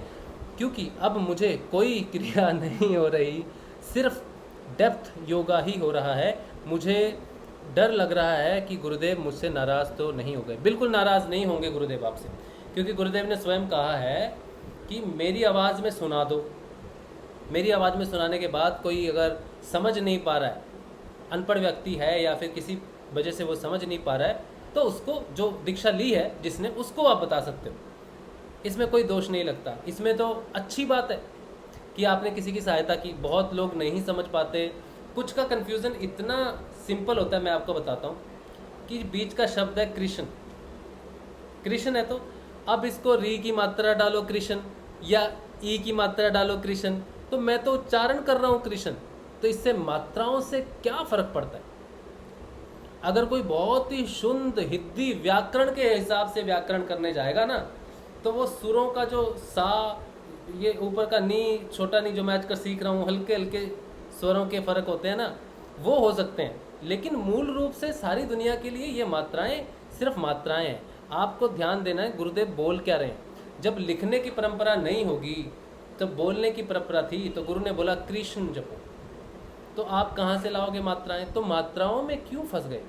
ठीक है, तो मात्रा ये छोटे छोटे चीज़ें हैं, तो आपको कृष्ण जपना है, ठीक है। गुरुदेव ने कृष्णा तो नहीं बोला, जो बोला है ध्यान से सुन लो कि ये बोला है, बस उसको कॉपी कर लो, ये इतना है। इसमें कोई कन्फ्यूज़न नहीं होनी चाहिए। लोगों को लगता है कि मुझ में बदलाव नहीं हो रहा है, मुझ पर क्रिया नहीं आ रही, तो मैं मंत्र गलत जप रहा हूँ। गुरुदेव को बार बार सुनो और कॉपी करने की कोशिश करो कि गुरुदेव ने बीच का शब्द क्या बोला है और मैं क्या बोल रहा हूँ। अपना शब्द रिकॉर्ड करके सुनो, गुरुदेव का सुनो, अपना सुनो, तो डिफरेंस पता चल जाएगा, ठीक है। तो ये छोटी छोटी समस्याएं आप अपने आप सुलझा सकते हो, इसमें बहुत परेशानी की बात नहीं होती।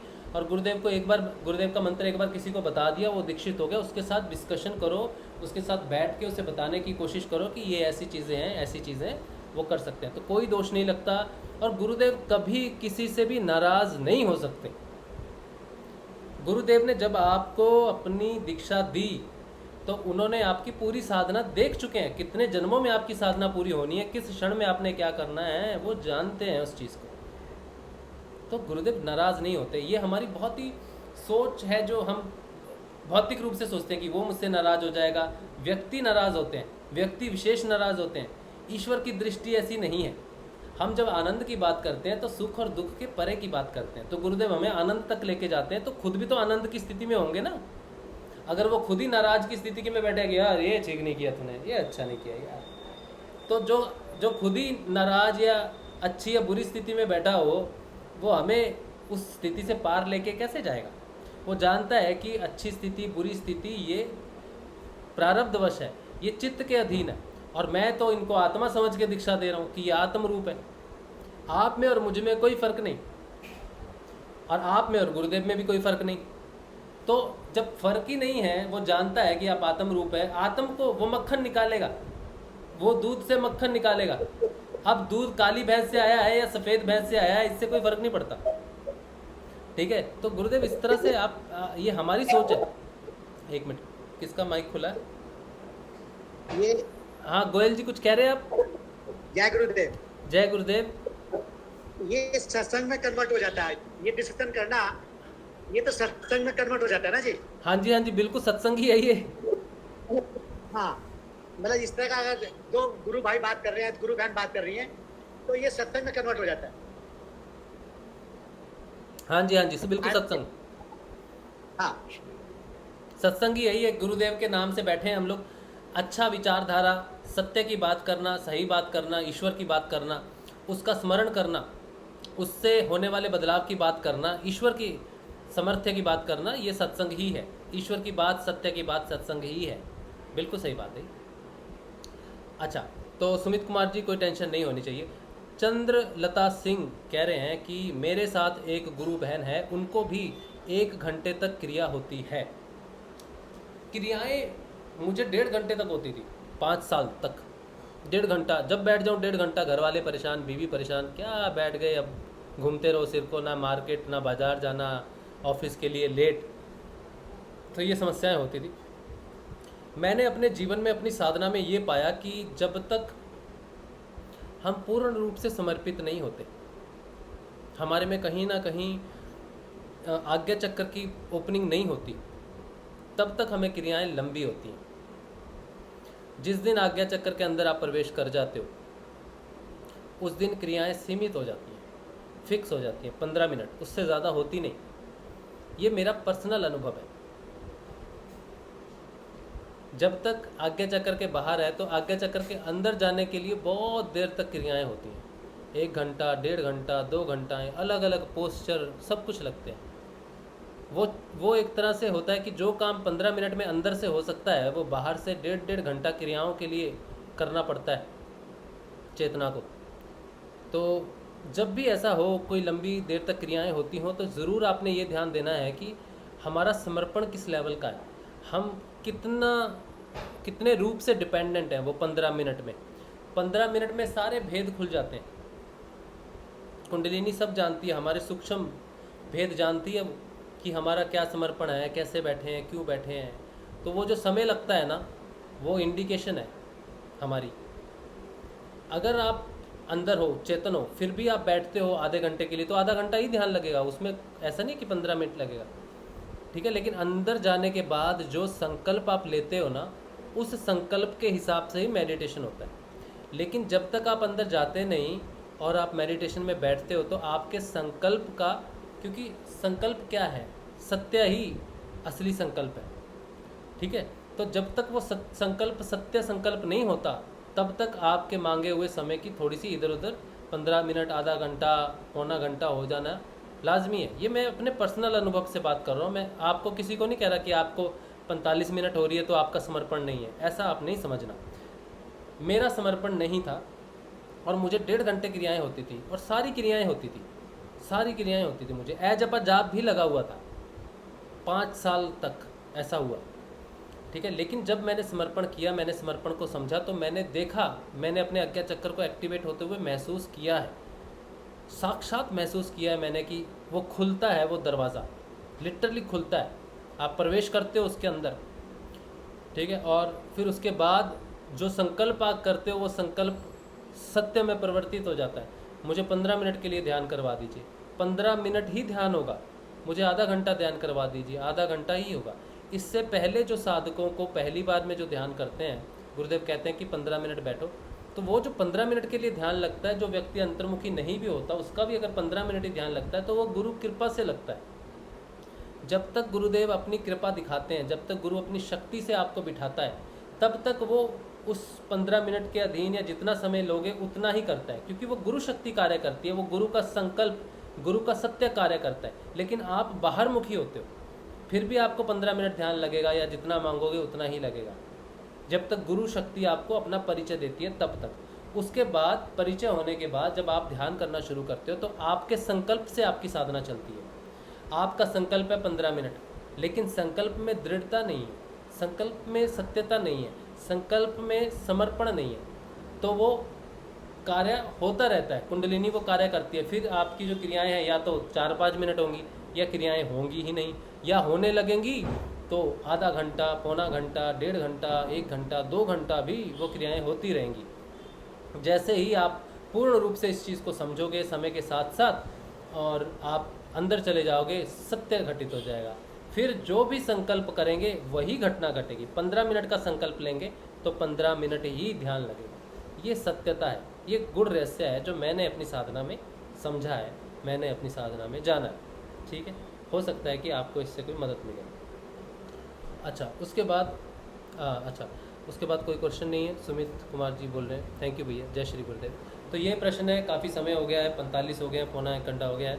आज के लिए इतना ही। जय श्री गुरुदेव, जय श्री दादा गुरुदेव। आप सबको सुबह शाम का ध्यान कीजिए, नियमित ध्यान कीजिए, और अगर अपने संकल्प में दृढ़ता लानी है और अगर आपने सत्य को घटित होते देखना है तो पूर्ण समर्पण कीजिए गुरुदेव को और हर स्थिति में आनंद में रहिए। जय श्री गुरुदेव, जय श्री दादा गुरुदेव। जय श्री गुरुदेव। जय श्री जय श्री गुरुदेव। जय श्री गुरुदेव। जय श्री गुरुदेव। जय श्री गुरुदेव। जय श्री